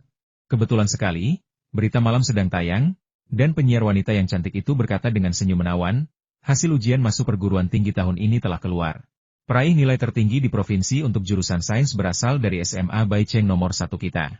Yang menakjubkan adalah ada 2 peraih nilai tertinggi di jurusan sains, karena keduanya meraih 741 poin. Yang lebih menakjubkan lagi adalah keduanya adalah siswa kelas 1 tahun ketiga SMA, dan mereka adalah seorang laki-laki dan seorang perempuan." Jantung Liu Chao mulai berdebar kencang tanpa alasan yang jelas. Mungkinkah? Pak Liu juga terkejut. Ya Tuhan, kelas putranya ternyata menghasilkan 2 peraih nilai tertinggi. Ini luar biasa, sungguh menakjubkan. Ia bahkan menajamkan telinganya, takut ketinggalan satu kata pun. Siapa mereka? Salah satunya yang pasti kita kenal adalah Liu Chao, juara kejuaraan memori dunia. Yang lainnya juga pasti kalian kenal, karena dia juga berpartisipasi dalam kejuaraan memori dunia dan masuk 10 besar. Dia adalah Younan. Selamat kepada mereka, lanjut penyiar wanita itu dengan menawan. Ayah Liu benar-benar terkejut, seolah-olah disambar petir, gemetar dan tidak mampu berbicara untuk waktu yang lama. Liu Chao juga sedikit bersemangat. Ya Tuhan, dia benar-benar berhasil dalam ujian kali ini, bahkan menyamai Younan, menjadi siswa sains terbaik di provinsi ini. Apakah ini nyata? Apakah aku sedang bermimpi? Ayah Liu akhirnya sadar kembali, tetapi ia memegangi pahanya dengan keras dan berbicara dengan suara gemetar. "Ayah, bagaimana mungkin ini mimpi? Menjadi pencetak skor tertinggi di provinsi bukanlah apa-apa dibandingkan dengan memenangkan kejuaraan memori dunia. kata Liu Chao sambil tersenyum. Hahaha. Aku tidak sedang bermimpi, sungguh. Anakku adalah siswa sains terbaik dan juga juara dunia memori. Anakku tidak mengalami keterbelakangan mental, sama sekali tidak. Dia seperti elang, seperti harimau. Masa depannya secerah bintang dan laut. Kata Tuan Liu dengan gembira, air mata mengalir di wajahnya, yang tampak sangat tua karena telah menanggung banyak kesulitan. Membuat ayahnya bangga padanya selalu menjadi impian Liu Chao, tetapi itu adalah kemewahan yang tidak pernah bisa dia harapkan sebelumnya. Tanpa diduga, ia memperoleh perangkat Dewa Super, yang akhirnya mengubah nasibnya dan membawanya pada kesuksesan besar. Ayahnya akhirnya bisa mengangkat kepala tinggi-tinggi dan dengan bangga membicarakan putranya di depan kerabat dan teman-teman. Ia pun bisa berdiri tegak dan menjadi orang yang berwibawa. Seketika itu, amarah yang meluap-luap menyelimuti hati Liu Chao. Jika dia tidak mendapatkan instrumen Dewa Super, hidupnya akan benar-benar hancur. Namun, ini bukan karena masalah dengan kecerdasannya, melainkan karena dia telah diracuni oleh racun langka dan mematikan. Hari ini, dia bertekad untuk mencari tahu siapa ibunya, dan kemudian menemukan orang yang telah meracuninya dan mencabik-cabiknya. Ayo minum. Hari ini, aku dan putraku akan minum sampai mabuk berat. Ayah Liu bergegas masuk ruangan seperti angin puting beliung dan menemukan 2 botol minuman keras. Liu Chao tidak menghentikannya dan dengan gembira bersulang dengan ayahnya. Setelah beberapa gelas minuman, Liu Chao meletakkan gelasnya, menatap ayahnya yang sudah setengah mabuk, dan berkata dengan sungguh-sungguh, "Ayah, aku sudah berkali-kali bertanya, siapa ibu?" Ayah tidak pernah menjawabku. Hari ini, aku bertanya lagi. Ayah harus memberitahuku, apapun yang terjadi, bahwa aku sudah dewasa dan bisa menghadapi badai apapun. Jangan khawatirkan aku. Ekspresi ayah Liu berubah drastis dalam sekejap, dan matanya yang seperti harimau dipenuhi air mata. Setelah terdiam cukup lama, akhirnya ia berkata, "Nak, kau telah berubah drastis. Semua kekhawatiranku telah sirna. Hari ini, aku akan menceritakan tentang masa laluku, masa lalu yang tak tertahankan." Setelah menjalani wajib militer selama 3 tahun, ayah Liu kembali ke Baicheng dan menjadi sopir taksi. 20 tahun yang lalu, larut malam, ia menjemput seorang wanita yang tampak mabuk. Karena tidak tahu di mana wanita itu tinggal, ia tidak punya pilihan selain mengantarnya pulang. Ketika mereka sampai, ia menemukan bahwa wanita itu tidak mabuk. Ia tampaknya menderita semacam cedera internal, atau mungkin diracuni oleh racun aneh. Seluruh tubuhnya memerah, dan ia lemas serta tak berdaya. Dia hendak membawanya ke rumah sakit, tetapi wanita itu menghentikannya. Dia menulis beberapa resep dan menyuruhnya untuk membeli obat tradisional Tiongkok untuk mengobatinya. Jadi, dia merawatnya tanpa lelah selama sebulan. Mereka akhirnya berhasil menyelamatkannya dari ambang kematian. Ia terus memulihkan diri di rumah ayahnya, dan keduanya mengembangkan perasaan satu sama lain. Lebih tepatnya, ayah Liu jatuh cinta padanya karena ia secantik malaikat dan begitu berpengetahuan sehingga ia mengaguminya. Mungkin dia menjadi lebih sensitif setelah cedera yang dialaminya, atau mungkin karena alasan lain, tetapi bagaimanapun juga, keduanya mulai tinggal bersama. Setelah luka-lukanya sembuh sepenuhnya, dia menghilang tanpa meninggalkan jejak, bahkan namanya pun tidak. Setahun kemudian, dia meminta seseorang untuk mengirimkan seorang anak dengan daya ingat yang sangat buruk, dengan mengatakan bahwa anak itu adalah anaknya dan dia ingin orang itu merawatnya dengan baik. Ayah Liu tidak pernah menikah lagi. Karena ia sangat mencintainya. Karena ia sangat mengagumi wanita bapri itu, ia tidak akan pernah bisa melupakan kecantikannya yang memikat, dan ia juga tidak akan pernah bisa melupakan sensasi kehidupan yang sedang mekar dalam dirinya. Dia bekerja sebagai sopir taksi tahun demi tahun, secara tidak sadar berharap bisa bertemu dengannya lagi suatu hari nanti. Setelah mendengar itu, Liu Chao benar-benar terkejut. Ayahnya bahkan tidak tahu nama ibunya, apalagi latar belakangnya. Bagaimana dia bisa menemukan ibunya dan kemudian mengikuti petunjuk untuk menemukan musuhnya? Sambil berusaha menenangkan diri, dia mengerutkan kening dan bertanya, "Apa panggilan kalian berdua saat itu?" Tuan Liu menggaruk kepalanya dengan cemas dan berkata, "Menurutku dia lebih cantik dari peri. Jadi aku memanggilnya peri. Dia memanggilku Liu Gaoxin." "Apakah dia tidak meninggalkan kenang-kenangan?" tanya Liu Chao lagi. "Sebuah kenang-kenangan? Bukan, tetapi dia meninggalkan sebuah surat," kata Bapak Liu. "Cepat, biar kulihat." Jantung Liu Chao berdebar kencang. Ia punya firasat bahwa ia bisa mendapatkan petunjuk yang sangat penting dari situ. Ayah Liu mengeluarkan surat lusuh dari sebuah kotak. Liu Chao mengambilnya dan memeriksanya dengan saksama dengan mata lebar. "Liu Gaoxin, kami berasal dari 2 dunia yang berbeda, dan tidak mungkin kami akan memiliki hubungan apapun. Tapi kau menyelamatkanku. Aku tak rela mati seperti ini, jadi aku pindah tinggal bersamamu. Aku terus berdoa agar kau bisa melupakanku. Tanpa diduga, saya hamil. Aku tak sanggup pergi ke rumah sakit untuk melakukan aborsi, jadi aku melahirkan anak itu secara diam-diam. Bencana akhirnya terjadi. Anak tersebut mengalami keterlambatan perkembangan mental. Ia tidak hanya kurang memiliki bakat untuk bercocok tanam, tetapi ia mungkin juga tidak mampu mengurus dirinya sendiri di masa depan. Aku hanya bisa mengirimnya kepadamu. Kuharap kau bisa membesarkannya hingga dewasa dan kau serta putramu bisa hidup damai.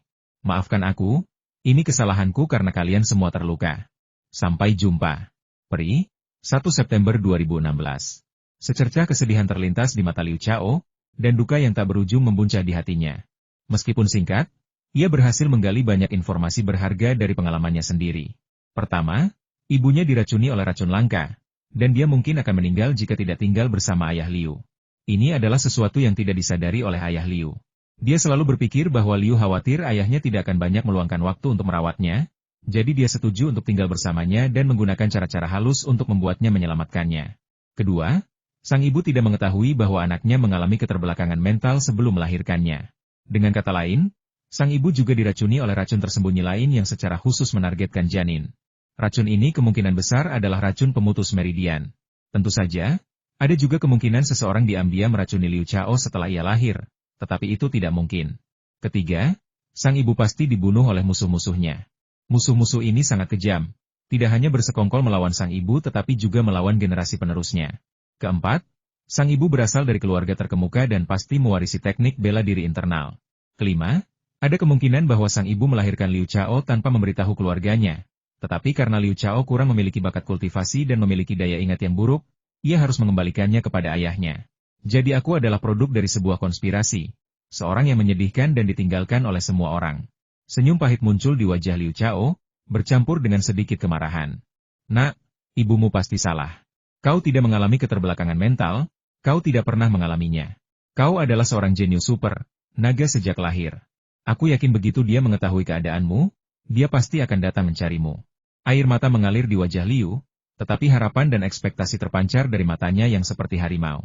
Ayahku yang malang, kau tidak tahu apa-apa. Tapi ketidaktahuan adalah kebahagiaan. Liu Chao menghela napas dalam hati, tetapi kemudian kebanggaan dan kepercayaan diri muncul di wajahnya. Dia menepuk dadanya dan berkata, "Ayah, kau benar. Diagnosis ibu salah. Aku tidak mengalami keterbelakangan mental. Aku seorang jenius super. Di masa depan, bahkan jika dia tidak datang mencari kita, aku akan menemukannya dan menyatukan kembali keluarga kita."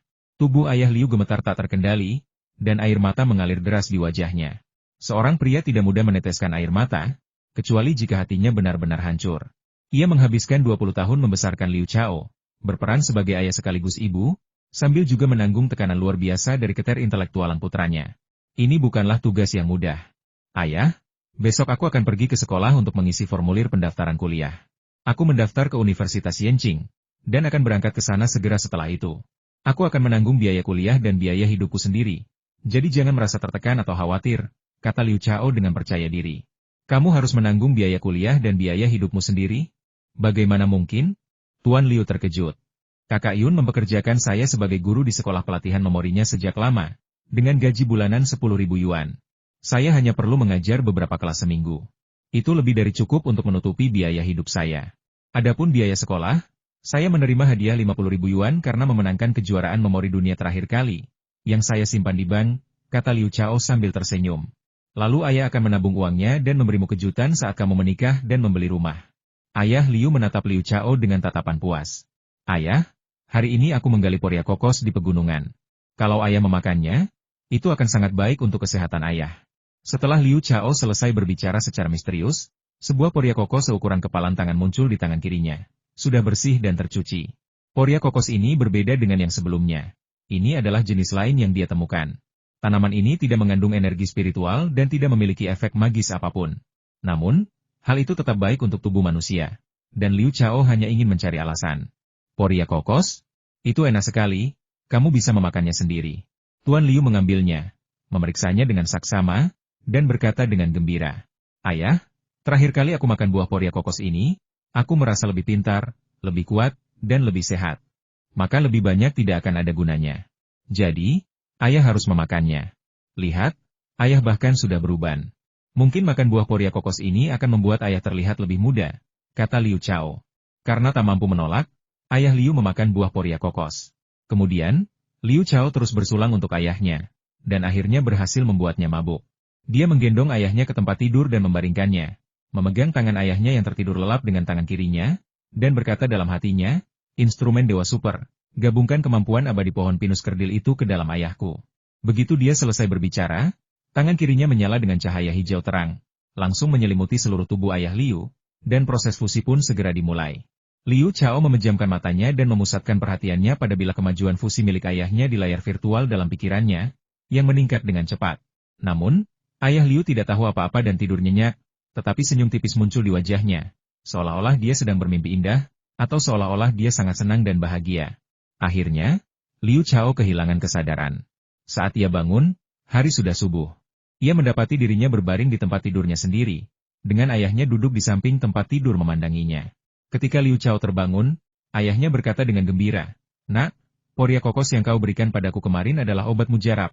Aku merasa 10 tahun lebih muda, rambutku semuanya menjadi hitam, dan aku memiliki begitu banyak energi di tubuhku." Liu Chao tertawa dalam hati, "Kau awet muda, kau bahkan tidak menyadarinya?"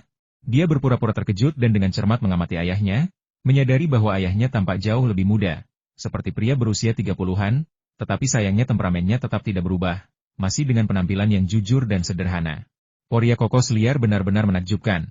Liu Chao melompat dan berkata dengan gembira. Setelah sesaat merayakan dengan gembira, ayah Liu pergi bekerja dengan penuh semangat. Liu Chao juga segera mandi, sarapan di luar, lalu naik bus ke sekolah. Di perjalanan, dia mengeluarkan ponselnya dari Red Mall Space. Kemudian ia terkejut mendapati ada lebih dari 100 panggilan tak terjawab, sebagian besar dari Wang Jun dan Cao Min. Sejumlah kecil berasal dari Younan, Wu Xianglu, dan Cheng Xin. Ada juga sekitar selusin pesan teks, sebagian besar dari kelima orang tersebut. Isi pesannya, tentu saja, adalah keluhan tentang mengapa dia tidak menyalakan komputernya, diikuti dengan ucapan selamat karena menjadi pencetak gol terbanyak di provinsi tersebut. Bukannya aku tidak menyalakan ponselku, tapi suara dari ruang tikus merah tidak terdengar, jadi aku tidak bisa menjawab panggilan, gumam Liu Chao pada dirinya sendiri. Tepat ketika dia hendak menelepon Younan, telepon berdering. Itu Wang Jun yang menelepon. Liu Chao menekan tombol jawab dan menempelkannya ke telinga. "Kakak Chao, ya ampun, akhirnya kau menyalakan ponselmu. Aku sudah meneleponmu lebih dari 1000 kali." Seru Wang Jun dengan dramatis. "Ini bukan masalah serius, kenapa kamu terus-terusan menelepon?" kata Liu Chao dengan nada kesal. "Bagaimana mungkin tidak ada yang salah? Kau dan kakak ipar Younan sama-sama mendapat nilai tertinggi dalam ujian sains provinsi. Wartawan ingin mewawancarai kalian hari ini, dan mereka juga ingin mewawancarai sekolah dan kelas kita. Kepala sekolah mengharuskan kita berada di sekolah sebelum pukul 8 untuk berpartisipasi dalam upacara pengibaran bendera." Wang Jun melontarkan kata-kata itu dengan cepat. Aku mengerti. Aku bisa sampai ke sekolah sebelum jam 8, kata Liu Chao sambil tersenyum masam. Wawancara adalah pengalaman yang sangat tidak menyenangkan. Dia tidak suka menjadi pusat perhatian. Untungnya, memenangkan kejuaraan memori dunia memberinya pengalaman wawancara. Jadi dia tidak gugup kali ini. "Aku hampir sampai di sekolah. Aku akan menunggumu di gerbang sekolah. Aku sangat menantikan untuk tampil di TV bersamamu," kata Wang Jun dengan penuh semangat. "Oke, tunggu aku di gerbang sekolah. Omong-omong, bagaimana ujianmu?" tanya Liu Chao. "Akhirnya kau menanyakan nilaiku. Setidaknya kau punya hati nurani." "Nilaiku cukup bagus, 710 poin. Aku bisa masuk universitas bergengsi manapun yang aku inginkan," kata Wang Jun dengan bangga. "Cao Min, berkatmu, juga mendapat nilai sangat bagus, 615 poin, yang seharusnya cukup untuk masuk universitas bisnis yang ingin dia tuju. Bagaimana dengan Wu Xianglu?" Liu Chao bertanya lagi. "Ya Tuhan, kau bahkan belum menelepon kakak iparmu? Kau tidak punya hati nurani. Dia sudah sangat baik padamu," kata Wang Jun dengan marah. "Dia juga mendapat nilai bagus di ujian, 601 poin. Dia benar-benar bisa mendaftar ke sekolah bisnis Universitas Peking, dan kalian berdua bisa kuliah bersama lagi." Liu Chao menutup telepon dengan senyum cerah di wajahnya. Dia dan beberapa teman dekatnya semuanya berhasil dalam ujian, dan sepertinya mereka akan merayakan keberhasilan itu lagi hari ini. Kemudian dia menelepon Younan, Wu Xianglu, Cheng Xin, dan Cao Min, sementara bus sudah tiba di gerbang sekolah. Liu Chao melompat keluar dari mobil dan melangkah cepat menuju gerbang sekolah. Saudara Chao, Younan, Wu Xianglu, Wang Jun, dan Cao Min, yang sudah menunggu di sana, dengan gembira maju untuk menyambutnya. Jika bukan karena banyaknya orang yang datang dan pergi, Younan dan Wu Xianglu pasti akan melompat ke pelukan Liu Chao. Setelah tertawa dan bercanda sejenak, kelima orang itu memasuki sekolah. Younan dan Wu Xianglu berjalan beriringan di samping Liu Chao, tanpa seolah-olah mereka adalah pacar Liu Chao. Tentu saja, Younan masih menyimpan kecurigaan dan permusuhan yang kuat terhadap Wu Xianglu. Meskipun Wu Xianglu berulang kali berusaha untuk menyenangkan hatinya. Ada banyak petugas polisi di kampus hari ini, mungkin untuk menjaga ketertiban. Lagi pula, ada wawancara berskala besar hari ini, dan banyak orang datang untuk menyaksikan acara tersebut. Saat Liu Chao dan rombongannya masuk, seorang polisi tiba-tiba menghalangi jalan Liu Chao dan dengan marah berkata, "Liu Chao, dasar bajingan." Liu Chao terceng astonished. Ia menatap dengan mata lebar dan mendapati bahwa itu adalah Cheng Peilan yang mengenakan seragam polisi. Dalam setengah bulan sejak terakhir kali ia melihatnya, wanita itu menjadi semakin cantik dan menggoda, tampak gagah sekaligus sangat seksi. "Perin, apa yang kau lakukan di sini?" tanya Liu Chao dengan terkejut. "Kenapa aku tidak boleh datang ke sini?" kata Cheng Peilan dengan marah. "Aku sudah meminta izin ayahku, dan kau memang tunanganku, tapi aku sama sekali tidak akan menyetujui pernikahan ini. Sebaiknya kau lupakan saja ide itu." "Apa? Apa yang kau katakan?" Liu Chao terkejut. "Apa? Kakak Chao bertunangan dengan polisi wanita cantik ini?" Younan dan Wu Xianglu juga terkejut, hampir tidak percaya dengan apa yang mereka dengar. "Aku sudah menjelaskan dengan sangat jelas. Jangan berpikir bahwa hanya karena kamu peraih nilai tertinggi dalam ujian masuk perguruan tinggi atau pemenang kejuaraan memori dunia, aku akan menyukaimu. Biar ku katakan, aku sama sekali tidak menyukaimu, aku membencimu, dan aku sama sekali tidak akan menikahimu. Pernikahan sekarang bebas, dan perjodohan adalah lelucon besar," tambah Cheng Peilan. Liu Chao benar-benar bingung. Malam itu, dia hanya mengarang cerita untuk menakut-nakuti dan menggoda polisi wanita cantik itu, tetapi sekarang itu benar-benar menjadi kenyataan. Cheng Wenguang bahkan ikut-ikutan dan mengatakan bahwa ada perjanjian pernikahan seperti itu. Apakah dia sedang bercanda? Ia menenangkan diri di bawah tatapan bertanya dari Younan, Wu Xianglu, dan yang lainnya, lalu berkata dengan lesu, "Karena kalian tidak setuju, anggap saja ini lelucon dari generasi yang lebih tua. HMPH, sebaiknya kau anggap saja itu hanya lelucon juga." Setelah mengatakan itu dengan genit, Cheng Peilan melirik Younan dan Wu Xianglu, yang dia temui di kasino hari itu, dan bertanya dengan penuh arti, "Apakah ini teman sekelasmu? Sepertinya kau memiliki hubungan yang berbeda dengannya. Nona cantik, karena Anda begitu tidak ramah kepada saya, tolong jangan ikut campur urusan orang lain, oke?" Gumam Liu Chao pada dirinya sendiri, terlalu malu untuk mengatakannya dengan lantang, lalu memperkenalkan mereka bertiga. Mengingat hubungan yang aneh antara Cheng Peilan dan Liu Chao, Younan dan Wu Xianglu menyambut Cheng Peilan dengan perasaan campur aduk. Cheng Peilan mengangguk sedikit, lalu berbalik dan berjalan pergi dengan anggun. Liu Chao tiba-tiba teringat sesuatu, mengejarnya, dan berbisik di telinga Cheng Peilan. Setelah orang tua itu melarikan diri, apakah ada jejaknya lagi? Dia juga ingin menemukan Pak Tua Jia dan mengungkap rahasia di balik kemampuannya untuk melihat menembus benda.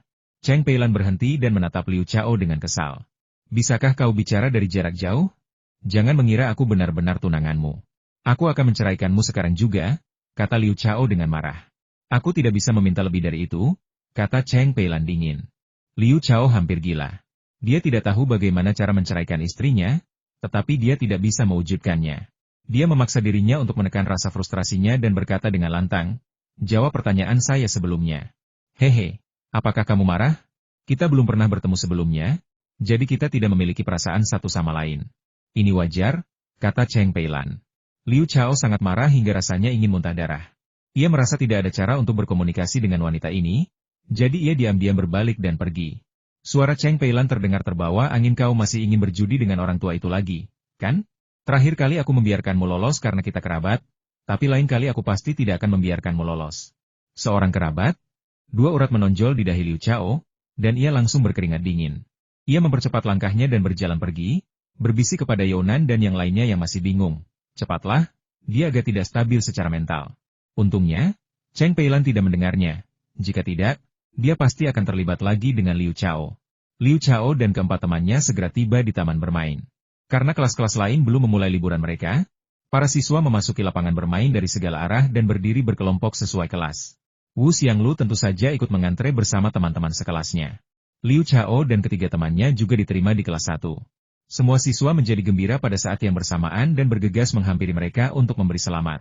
Setelah kegembiraan semua orang mereda, Wang Jun menarik Liu Chao ke samping dan bertanya dengan penasaran, "Saudara Chao, apakah polisi wanita cantik itu benar-benar tunanganmu sejak kecil?" "Tidak," jawab Liu Chao tanpa ragu. "Kakak Chao, berhentilah menyangkalnya. Dia sendiri yang mengakuinya. Kau sangat beruntung memiliki wanita-wanita cantik seperti itu. Kau tidak hanya memiliki ipar perempuan yang cantik, tetapi ipar perempuanmu yang ketiga juga sangat cantik, kata Wang Jun dengan iri. Baiklah, baiklah, berhentilah membicarakan dia. Upacara pengibaran bendera akan segera dimulai. Liu Chao selesai berbicara dengan suasana hati yang buruk, berdiri tegak, dan menatap panggung dengan mata terbelalak. Sekitar selusin reporter telah tiba di panggung, membawa kamera dan mikrofon, dan sedang mengambil gambar. Selain itu, banyak penonton berdiri di kejauhan, menyaksikan dengan penuh minat. Cheng Peilan muncul bersama beberapa petugas polisi untuk menjaga ketertiban. Semua guru hadir. Kepala sekolah Cheng Xin juga hadir, mengenakan gaun putih bersih, rambut panjangnya terurai seperti awan, kulitnya seputih giok, kakinya ramping, pinggangnya kecil, dan wajahnya yang cantik membuatnya tampak seperti gadis cantik berusia 17 atau 18 tahun. Semua mata anak laki-laki itu tanpa sadar tertuju padanya, tak mampu mengalihkan pandangan. Tatapan banyak guru laki-laki mengikutinya dengan saksama, seolah-olah dia adalah magnet dan semua tatapan laki-laki itu seperti serbuk besi, sepenuhnya tertarik padanya. Kakak Xin sangat cantik, terutama setelah ia mendapatkan kemampuan untuk tetap awet muda selamanya, ia bahkan lebih mempesona. Tapi dia adalah kakakku, kakak yang rela tetap melajang demi aku. Liu Chao juga menatap Cheng Xin dengan mata terpesona, rasa bangga yang kuat membuncah di hatinya. Upacara pengibaran bendera dimulai tak lama kemudian. Bendera merah bintang 5 perlahan naik ke puncak tiang bendera, dan lagu kebangsaan menggema di langit. Semua orang berdiri tegak lurus. Kemudian, Kepala Sekolah Cheng Xin memberikan pidato singkat, khususnya tentang prestasi luar biasa SMA Bai Cheng nomor 1 dalam ujian masuk perguruan tinggi tahun ini. Ia mengakhiri pidatonya dengan suara bangga. Selamat datang di panggung, Liu Chao dan Younan, siswa sains terbaik tahun ini, yang dapat menyampaikan pidato. Diiringi tepuk tangan meriah, Liu Chao dan Younan berjalan ke atas panggung. Diterangi cahaya lampu yang berkedip-kedip, Liu Chao berbicara lebih dulu, sambil tersenyum berkata, "Selamat pagi, para tamu terhormat, guru, dan siswa. Saya Liu Chao. Kalian semua pasti mengenal saya karena saya terkenal sebagai siswa yang berprestasi rendah. Di tahun pertama dan kedua SMA, dan bahkan dalam 3 bulan sebelum ujian masuk perguruan tinggi, nilai saya selalu yang terburuk di seluruh sekolah, dengan total nilai kurang dari 100 poin di 6 mata pelajaran." Hahaha, para siswa, guru, dan wartawan yang hadir di ruangan itu semuanya membungkuk dan tertawa terbahak-bahak. Seorang reporter tak kuasa menahan diri untuk bertanya, "Liu Chao, bagaimana kamu bisa mengubah hidupmu dan menjadi siswa berprestasi?" Liu Chao melirik Younan dengan rasa terima kasih. "Aku berhutang budi pada 2 orang atas perubahan yang kucapai. Salah satunya adalah Younan. Dia memberiku buku catatan belajar dengan metode belajar yang luar biasa yang sangat membantuku. Aku memohon padanya untuk menerbitkannya, karena itu akan sangat membantu bagi setiap siswa." Suara mendesing. Semua mata tertuju pada wajah Younan, terutama para reporter dan siswa-siswa paling nakal, yang tak sabar ingin melihat buku catatan ajaib itu. "Younan, apakah yang dikatakan Liu Chao itu benar?" tanya seorang reporter dengan tidak sabar. Ini tidak semagis seperti yang dia ceritakan. Alasan utama Liu Chao bisa naik pangkat begitu cepat adalah karena dia sangat cerdas dan memiliki daya ingat terbaik di dunia. Tentu saja, buku catatan saya juga berpengaruh padanya.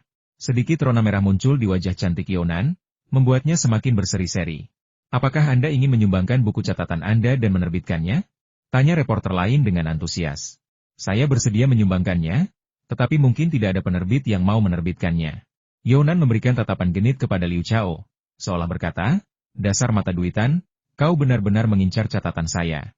Pasti akan ada penerbit yang bersedia menerbitkannya. Saya sangat berharap dapat segera melihat buku catatan yang luar biasa ini." Reporter itu menyelesaikan ucapannya dengan senyum, lalu mengalihkan pandangannya ke wajah Liu Chao dan bertanya, "Liu Chao, Anda baru saja mengatakan ingin berterima kasih kepada 2 orang. Salah satunya adalah Younan. Siapa orang yang satunya lagi?" "Orang ini adalah guru wali kelas saya, Budai. Saya ingat hari itu, saya tertidur lelap di kelas." Liu Chao menceritakan kejadian itu, dan di akhir cerita berkata, "Saya merasa sangat terhina, dan sejak saat itu saya bersumpah untuk bangkit. Dengan bantuan teman sekelas saya, Younan, saya benar-benar bangkit." Sejujurnya, Liu Chao tidak tahu apakah dia merasa berterima kasih atau membenci Guru Dai. Jika Guru Dai tidak mempermalukannya seperti itu hari itu, dia tidak akan pergi ke Taman Xiangshan untuk memukul rumput, tidak akan menemukan batu bata merah ajaib itu, dan mungkin tidak akan bisa mendapatkan instrumen Dewa Super. Semua siswa, guru, dan wartawan terkejut, hampir tidak percaya bahwa itu benar-benar terjadi. Bahkan Cheng Peilan, yang berdiri di samping, memandang Liu Chao seolah-olah dia adalah monster. Sama sekali tidak percaya bahwa dia dulunya adalah murid yang begitu buruk, dan bahwa gurunya sangat membencinya. "Permisi, siapa di antara kalian yang bernama Guru Dai?" Salah satu wartawan adalah orang pertama yang sadar kembali dan berteriak, "Saya, Guru Dai." yang berdiri di antara kelompok guru, berjalan keluar dengan agak canggung. Guru Dai, apakah menurut Anda mempermalukan siswa seperti itu adalah hal yang benar? Reporter itu menyerahkan mikrofon kepada Guru Dai dan mengajukan pertanyaan yang sangat tajam. Seketika itu, semua orang menatap tajam wajah Guru Dai yang berjerawat, ingin sekali melihat bagaimana ia akan menjawab. Jawaban yang salah bisa menghancurkan hidupnya dan sangat merusak kehormatan sekolah. Ekspresi nostalgia terlintas di wajah Guru Dai saat ia berkata, "Saya telah menjadi guru selama 30 tahun dan telah melihat berbagai macam siswa yang kesulitan. Beberapa sangat patuh. Obrolan ramah saja sudah cukup untuk membuat mereka tersadar dan mulai belajar giat untuk menjadi siswa yang baik. Yang lain sangat tidak patuh. Anda harus mencambuk dan menghukum mereka sebelum mereka perlahan-lahan kembali ke jalur yang benar dan nilai mereka secara bertahap meningkat. Tetapi ada juga beberapa siswa yang sangat nakal yang tidak dapat dibangunkan dengan obrolan atau cambukan. Mereka perlu ditusuk dengan penusuk, jauh ke dalam otot dan jiwa mereka, sebelum mereka tersadar dan mulai belajar giat." Semua orang tercengang. Bagaimana mungkin guru ini begitu fasih berbicara? Dia bisa membuat kekeliruan terdengar masuk akal dan bahkan dapat dipercaya. Guru Dai melanjutkan, "Liu Chao adalah murid paling nakal yang pernah saya lihat. Saya belum pernah melihat murid yang begitu tidak mau belajar dan begitu tidak patuh kepada guru. Saya sudah mencoba segalanya, tetapi saya tidak bisa membuatnya belajar giat. Seberapapun saya mendesaknya, dia tidak bereaksi. Dengan hanya 3 bulan tersisa sebelum ujian masuk perguruan tinggi, saya benar-benar kehilangan kepercayaan padanya. Tetapi saya memutuskan untuk mencoba sekali lagi. Jadi saya memutar otak dan menemukan cara untuk mempermalukannya. Saya bertaruh dengan Liu Chao. Pada akhirnya, saya kalah, dan dia menang. Sekarang, saya akan menepati janji saya." Setelah mengatakan itu, dia berjalan dengan langkah tertatih-tatih ke lintasan, berbaring di tanah, dan merangkak naik seperti anjing. Anehnya, dia cukup cepat, jelas berniat merangkak 3 putaran mengelilingi lintasan. "Hahaha, cekikikan, hehehe." Para siswa, guru, dan bahkan petugas polisi tertawa terbahak-bahak, sementara para reporter tak kuasa menahan diri untuk merekam, karena takut kehilangan momen-momen seru. Liu Chao tersenyum ramah, meskipun dia tahu bahwa Guru Dai telah berbohong. Guru Dai benar-benar mempermalukannya hari itu, bukan berharap dia akan bangkit karena hal itu. Namun, Guru Dai memang telah mencoba membantunya, seorang murid miskin, dengan berbicara dengannya berkali-kali dan menyemangatinya, tetapi semuanya sia-sia. Jadi dia tidak menunjukkannya dan membiarkan Guru Dai menjadi terkenal karenanya. Pengampunan dan maaf adalah kebajikan yang indah. Konferensi pers berlangsung hampir 2 jam, hingga Guru Dai nyaris tidak mampu merangkak 3 putaran mengelilingi lapangan bermain sebelum akhirnya berakhir. Liu Chao dan Younan menjawab begitu banyak pertanyaan hingga bibir mereka hampir melepuh. Kemudian, mereka kembali ke kelas untuk mengisi formulir pendaftaran kuliah. Younan mendaftar ke Fakultas Biologi Universitas Yenching, mengambil jurusan ilmu tanaman, sementara Liu Chao juga mendaftar ke Fakultas Biologi Universitas Yenching, mengambil jurusan ilmu hewan. Adapun Wang Jun dan Chao Min, mereka masing-masing mendaftar ke Universitas Kedokteran Yanjing dan Universitas Perdagangan Hangzhou. Wu Xianglu sangat ingin bersama Liu Chao, jadi dia mendaftar ke Sekolah Bisnis Yanjing. Selanjutnya adalah pesta kelulusan. Kami menikmati makan siang yang menyenangkan di hotel yang cukup mewah, dan kepala sekolah Cheng Xin juga hadir. Setelah pesta berakhir, Younan menarik Liu Chao ke samping dan berkata dengan malu-malu, "Nanti kita akan pergi ke rumah pamanku. Orang tuaku dan pamanku akan mengujimu hari ini. Jika kamu tidak bisa memuaskan mereka, maka hubungan kita akan berakhir di sini." "Tidak mungkin, kau benar-benar sepatu ini dan sebaik ini?" tanya Liu Chao dengan heran. "Aku anak baik yang patuh pada orang tuaku. Yang terpenting, aku tahu betul bahwa jika kau menganggap serius ujian mereka, kau akan lulus. Jika kau ceroboh dan tidak menganggapnya serius, kau akan gagal. Itu artinya kau tidak peduli padaku, dan mungkin kau menyukai wanita lain, seperti Wu Xianglu," kata Younan dengan sungguh-sungguh. "Aku yakin aku akan lulus, aku yakin aku bisa memuaskan mereka. Aku telah mempelajari kepribadian pamanmu dengan saksama beberapa hari terakhir ini," kata Liu Chao sambil menepuk dadanya. "Kalau begitu, ayo kita pergi," kata Younan sambil tersenyum menawan, menarik Liu Chao ke dalam bus, dan menuju ke rumah pamannya. "Saudara Chao, apakah aku akan kehilanganmu selamanya?" Wu Xianglu berjalan keluar dari pintu masuk hotel, berdiri tak berdaya di terpa angin, menyaksikan keduanya menghilang di kejauhan dengan tatapan sedih di matanya. "Kakak ipar kedua, jangan sedih. Kakak Chao sebenarnya sangat menyukaimu." Wang Jun dan Chao Min juga keluar dari dalam dan menghiburnya bersamaan. Tapi dia lebih menyukai Younan. Wu Xianglu hampir menangis.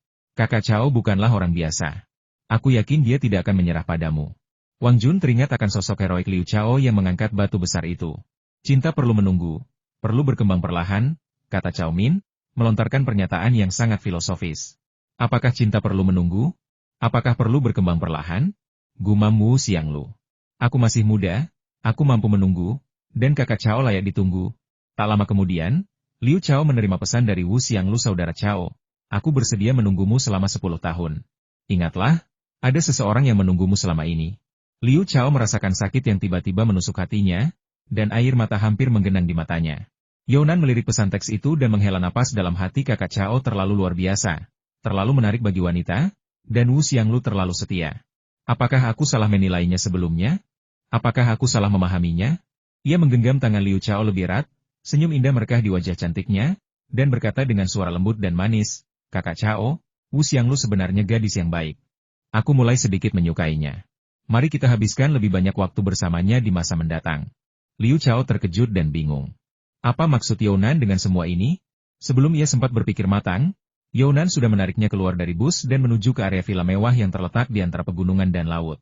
Area villa ini adalah area villa paling eksklusif di Baicheng Linhai Villas. Dikelilingi oleh tembok setinggi 5 meter dan berisi 20 villa besar, masing-masing dengan luas lantai beberapa ribu meter persegi. Penataan lanskap di area villa sangat luar biasa. Setiap tanaman dan pohon adalah harta karun. Tidak berlebihan jika dikatakan bahwa bibit atau bunga yang sederhana bisa berharga setara dengan gaji beberapa tahun bagi orang biasa. Tidak diragukan lagi, para penghuni kawasan villa tepi laut semuanya adalah orang-orang super kaya. Tokoh-tokoh penting yang dapat mengguncang seluruh kota hanya dengan hentakan kaki mereka. Petugas keamanan di gerbang dengan cermat memeriksa kartu identitas Younan dan Liu Chao. Bahkan menelepon Su Peng untuk konfirmasi sebelum mengizinkan keduanya masuk. Di dalam, area tersebut dinaungi pepohonan. Dengan hamparan rumput seperti pita, bunga-bunga harum, dan sesekali terdengar kicauan burung. Berjalan-jalan di area villa seperti itu sungguh merupakan pengalaman yang luar biasa. Suatu hari nanti aku akan memiliki villa seperti ini, gumam Liu Chao pada dirinya sendiri. Sedikit rasa iri di hatinya. Saudara Chao, apa yang begitu istimewa dari villa seperti ini menurutmu? Kata Younan sambil tersenyum menawan. Dia jelas merujuk pada fakta bahwa Liu Chao memiliki 4 buah semangka giok, yang bernilai ratusan juta dolar as, dan memenuhi syarat serta mampu memiliki villa seperti itu. Namun, dia masih belum sepenuhnya memahami karakter Liu Chao. Bagi Liu Chao, semangka giok yang begitu indah adalah sesuatu yang tidak akan pernah dia jual. Dia ingin memilikinya selamanya dan menikmatinya seumur hidup. Oleh karena itu, Liu Chao sebenarnya tidak menganggap dirinya sebagai orang super kaya. Meskipun dia mengambil semangka giok dari ruang tahi lalat merah dan membawanya di dalam tas tangannya untuk berjaga-jaga jika dia akan diuji oleh Su Peng. Meskipun demikian, dengan percaya diri ia berkata, aku akan berusaha untuk menjadi sekaya pamanmu sebelum aku lulus dari universitas. Tak lama kemudian, Younan dan Liu Chao memasuki villa Su Peng. Villa ini dikelilingi tembok terpisah, dan di dalamnya terdapat surga tersembunyi dengan rerumputan hijau dan pepohonan, bunga-bunga eksotis dan tanaman merambat, pegunungan buatan dan bebatuan aneh, air mengalir dan air terjun. Terdapat juga kolam renang besar di samping rumah. Aura kemewahan benar-benar terasa. Tuan dan Nyonya You, bersama dengan Su Peng, sudah duduk di sofa di ruang tamu. Su Peng memiliki tinggi sekitar 1,8 meter, dengan dahi lebar dan mata yang dalam, menunjukkan bahwa dia adalah orang yang sangat cerdas. Ketiga orang itu sedang minum teh dan mengobrol. Saat melihat Younan dan Liu Chao masuk, mereka bertiga dengan sopan berdiri. Halo, Paman. Halo, Bibi. Halo, Tuan Su. Setelah Liu Chao selesai berbicara dengan sopan, ia duduk atas undangan ketiganya. Younan berjalan pergi dengan ekspresi malu-malu. Su Peng menatap Liu Chao dari atas ke bawah sejenak, lalu berkata dengan acuh tak acuh, pria tampan, tidak heran dia adalah juara kejuaraan memori dunia, dan tidak heran dia adalah juara sains provinsi yang setara dengan Younan. Tuan Su, Anda terlalu memuji saya. Anda adalah orang yang saya kagumi dan dari siapa saya belajar, kata Liu Chao dengan rendah hati. Haha. Mari kita lewati sanjungan dan langsung ke intinya, kata Su Peng. Younan adalah keponakanku. Dia sangat berbakat dan cantik. Terus terang saja, dia bisa menikah dengan keluarga kaya manapun dan menjalani kehidupan yang kaya dan bahagia. Tapi dia memilih untuk jatuh cinta sendiri. Sebagai orang yang lebih tua darinya, tentu saja kami berharap dia bisa memiliki pernikahan yang baik, jadi kami harus membantunya membuat pilihan yang tepat. Apakah kalian mengerti? Apa yang dikatakannya masuk akal. Keunggulan Younan adalah sesuatu yang bahkan Liu Chao, yang telah memperoleh instrumen Dewa Super, tidak dapat tekan. Dan kecantikan Younan adalah sesuatu yang belum pernah dilihat Liu Chao sebelumnya. Dia adalah dewi nomor 1 baginya. Para tetua Younan memang agak kuno dan konservatif, tetapi justru karena keluarga seperti itulah seorang gadis yang luar biasa dapat dibesarkan. Jadi, meskipun Liu Chao merasa sedikit tidak senang, dia tetap dengan sopan berkata, Saya mengerti. Merupakan keberuntungan bagi Younan memiliki tetua yang hebat seperti Anda. Orang tua Su Peng dan Yo mengangguk sedikit, jelas puas dengan jawaban Liu Chao. Su Peng melanjutkan, Liu Chao, kecerdasanmu tidak perlu diverifikasi lagi. Ujian masuk perguruan tinggi tahun ini dan kejuaraan memori dunia telah membuktikannya dengan baik. Secara umum, mereka yang meraih hasil bagus di kejuaraan memori dunia cenderung menjadi kaya dan mencapai kesuksesan luar biasa di masa depan. Namun, ada pengecualian. Karena kesuksesan dalam karir seseorang tentu terkait dengan kecerdasan, tetapi juga dengan keberuntungan, keberanian, ketekunan, dan tentu saja, kekayaan finansial. Sekarang saya akan menguji keberanian, ketekunan, dan kekayaan finansialmu. Apakah kamu bersedia menerima ujian ini? Liu Chao merasa sedikit kesal. Ayah Hu Xianglu jauh lebih berpikiran terbuka, membuatnya merasa seperti hembusan angin yang lembut. Namun, tentu saja dia tidak bisa mengatakan dia tidak akan menerimanya. Jadi dia mengangguk setuju. Apakah kau melihat batu bata itu? Aku beri kau waktu setengah jam untuk memecahkannya dengan tinjumu, kata Su Peng sambil menunjuk. Memang benar, ada sebuah batu bata merah yang diletakkan di lantai yang halus. Batu bata itu tampak sangat kokoh. Jika orang biasa mencoba memecahkannya dengan kepalan tangan, itu akan mustahil tanpa ketekunan, tekad, dan keberanian untuk menahan rasa sakit. Namun, bagi manusia super seperti Liu Chao, apalagi menggunakan tinju, dia bisa dengan mudah mengubahnya menjadi debu hanya dengan satu jari. Jelas sekali, baik orang tua Yo maupun Su Peng tidak tahu bahwa Liu Chao memiliki kemampuan supranatural, dan Younan juga tidak memberitahu mereka. Ada alasan mengapa Younan tidak memberitahu mereka. Orang tua Yo berpikiran kuno, keras kepala, dan feodal. Mereka selalu jijik dengan orang-orang yang mengacungkan pisau dan senjata api serta membuat masalah. Jika mereka diberitahu bahwa Liu Chao adalah petarung yang hebat, itu pasti akan memberikan efek sebaliknya. Liu Chao berjalan mendekat tanpa ekspresi, meninju batu bata merah itu dengan keras, dan berpura-pura melompat kesakitan, tetapi batu bata merah itu tetap tidak terluka. Kemudian, sambil menggertakkan gigi dan berkeringat deras, dia dengan panik memukul batu bata merah itu. Seolah-olah dia tidak akan berhenti sampai batu itu pecah. Orang tua Yo mengangguk diam-diam, begitu pula Su Peng. Ketekunan dan keberanian Liu Chao memang luar biasa dan istimewa. Mereka hanya tidak tahu apakah dia bisa memecahkan batu bata merah itu dalam waktu setengah jam. Younan mengintip keluar ruangan dan, melihat betapa realistisnya akting Liu Chao, menutup mulutnya dan terkekeh. Sekitar 20 menit kemudian, batu bata merah itu akhirnya pecah.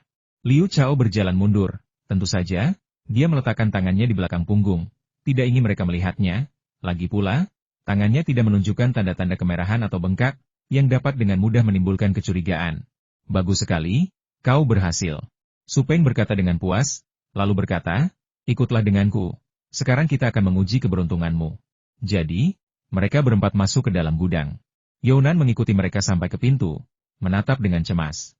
Gudang itu berisi hampir 100 batu abu-abu kusam, beberapa sebesar melon dan yang lainnya hanya sebesar kepalan tangan. Ini adalah batu kasar untuk berjudi. Liu Chao. Pilih 3 saja. Jika salah satunya bisa dipahat menjadi giok, itu berarti kamu memiliki keberuntungan besar, kata Su Peng. Ia bekerja di industri perhiasan, menghasilkan kekayaan melalui perjudian giok. Ia adalah penjudi giok yang terampil, tetapi bahkan keterampilan berjudi giok terbaik pun dapat menyebabkan kehancuran jika kurang beruntung. Oleh karena itu, ia sangat mementingkan keberuntungan finansial. Tentu saja, ia tidak lagi berjudi giok. Ia membeli giok mentah, mengolahnya menjadi perhiasan, dan menjualnya untuk mendapatkan keuntungan. Ia juga menimbun beberapa giok mentah dan bahan giok lainnya, karena memiliki potensi apresiasi yang signifikan. Liu Chao mengerutkan kening dalam-dalam. Meskipun dia belum pernah berjudi batu, dia pernah melihat babi berjalan meskipun dia belum pernah makan daging babi. Jadi dia tahu betul bahwa berjudi batu adalah usaha yang sia-sia. Peluangnya untuk memilih 3 batu kasar dan menambang giok sangat rendah, kecuali jika dia curang. Sayangnya, meskipun ia adalah pemenang kejuaraan memori dunia dan memiliki peluang besar untuk menjadi raja judi di masa depan, berjudi dengan batu sangat berbeda dengan berjudi di kasino. Kecurangan tidak mungkin dilakukan. Jika tidak, para ahli judi itu tidak perlu berada di kasino. Mereka bisa saja pergi ke Myanmar untuk berjudi dengan batu dan menjadi sangat kaya. Liu Chao perlahan mengamati semua batu kasar itu, berpura-pura memilihnya, tetapi diam-diam bertanya pada dirinya sendiri, instrumen ilahi super, dapatkah kau mendeteksi bagian dalam batu-batu kasar ini? Aku hanya bisa mendeteksi makhluk di dekatku, tapi aku tidak bisa mendeteksi giok di dalam bebatuan, jawab instrumen Dewa Super dengan tenang. Liu Chao sedikit kecewa, tetapi dia tidak panik. Dia dengan saksama memeriksa semua batu kasar itu untuk beberapa saat, tetapi masih tidak dapat memahaminya. Batu-batu kasar ini semuanya adalah batu judi. dan mereka tampak tidak berbeda dari batu biasa. Bahkan tidak ada sedikit pun warna hijau di dalamnya. Dia memperkirakan bahwa bahkan para ahli judi batu pun akan merugi. Jadi, dia berhenti ragu-ragu dan secara acak memilih 3 batu kasar, yang sebagian besar cukup besar, kira-kira sebesar semangka. Dia beralasan bahwa semakin besar batu kasar itu, semakin besar peluang menemukan giok. Supeng memotong batu itu sendiri. Namun, bahkan setelah menghancurkan ketiga batu itu menjadi bubuk, tidak ditemukan satupun potongan giok.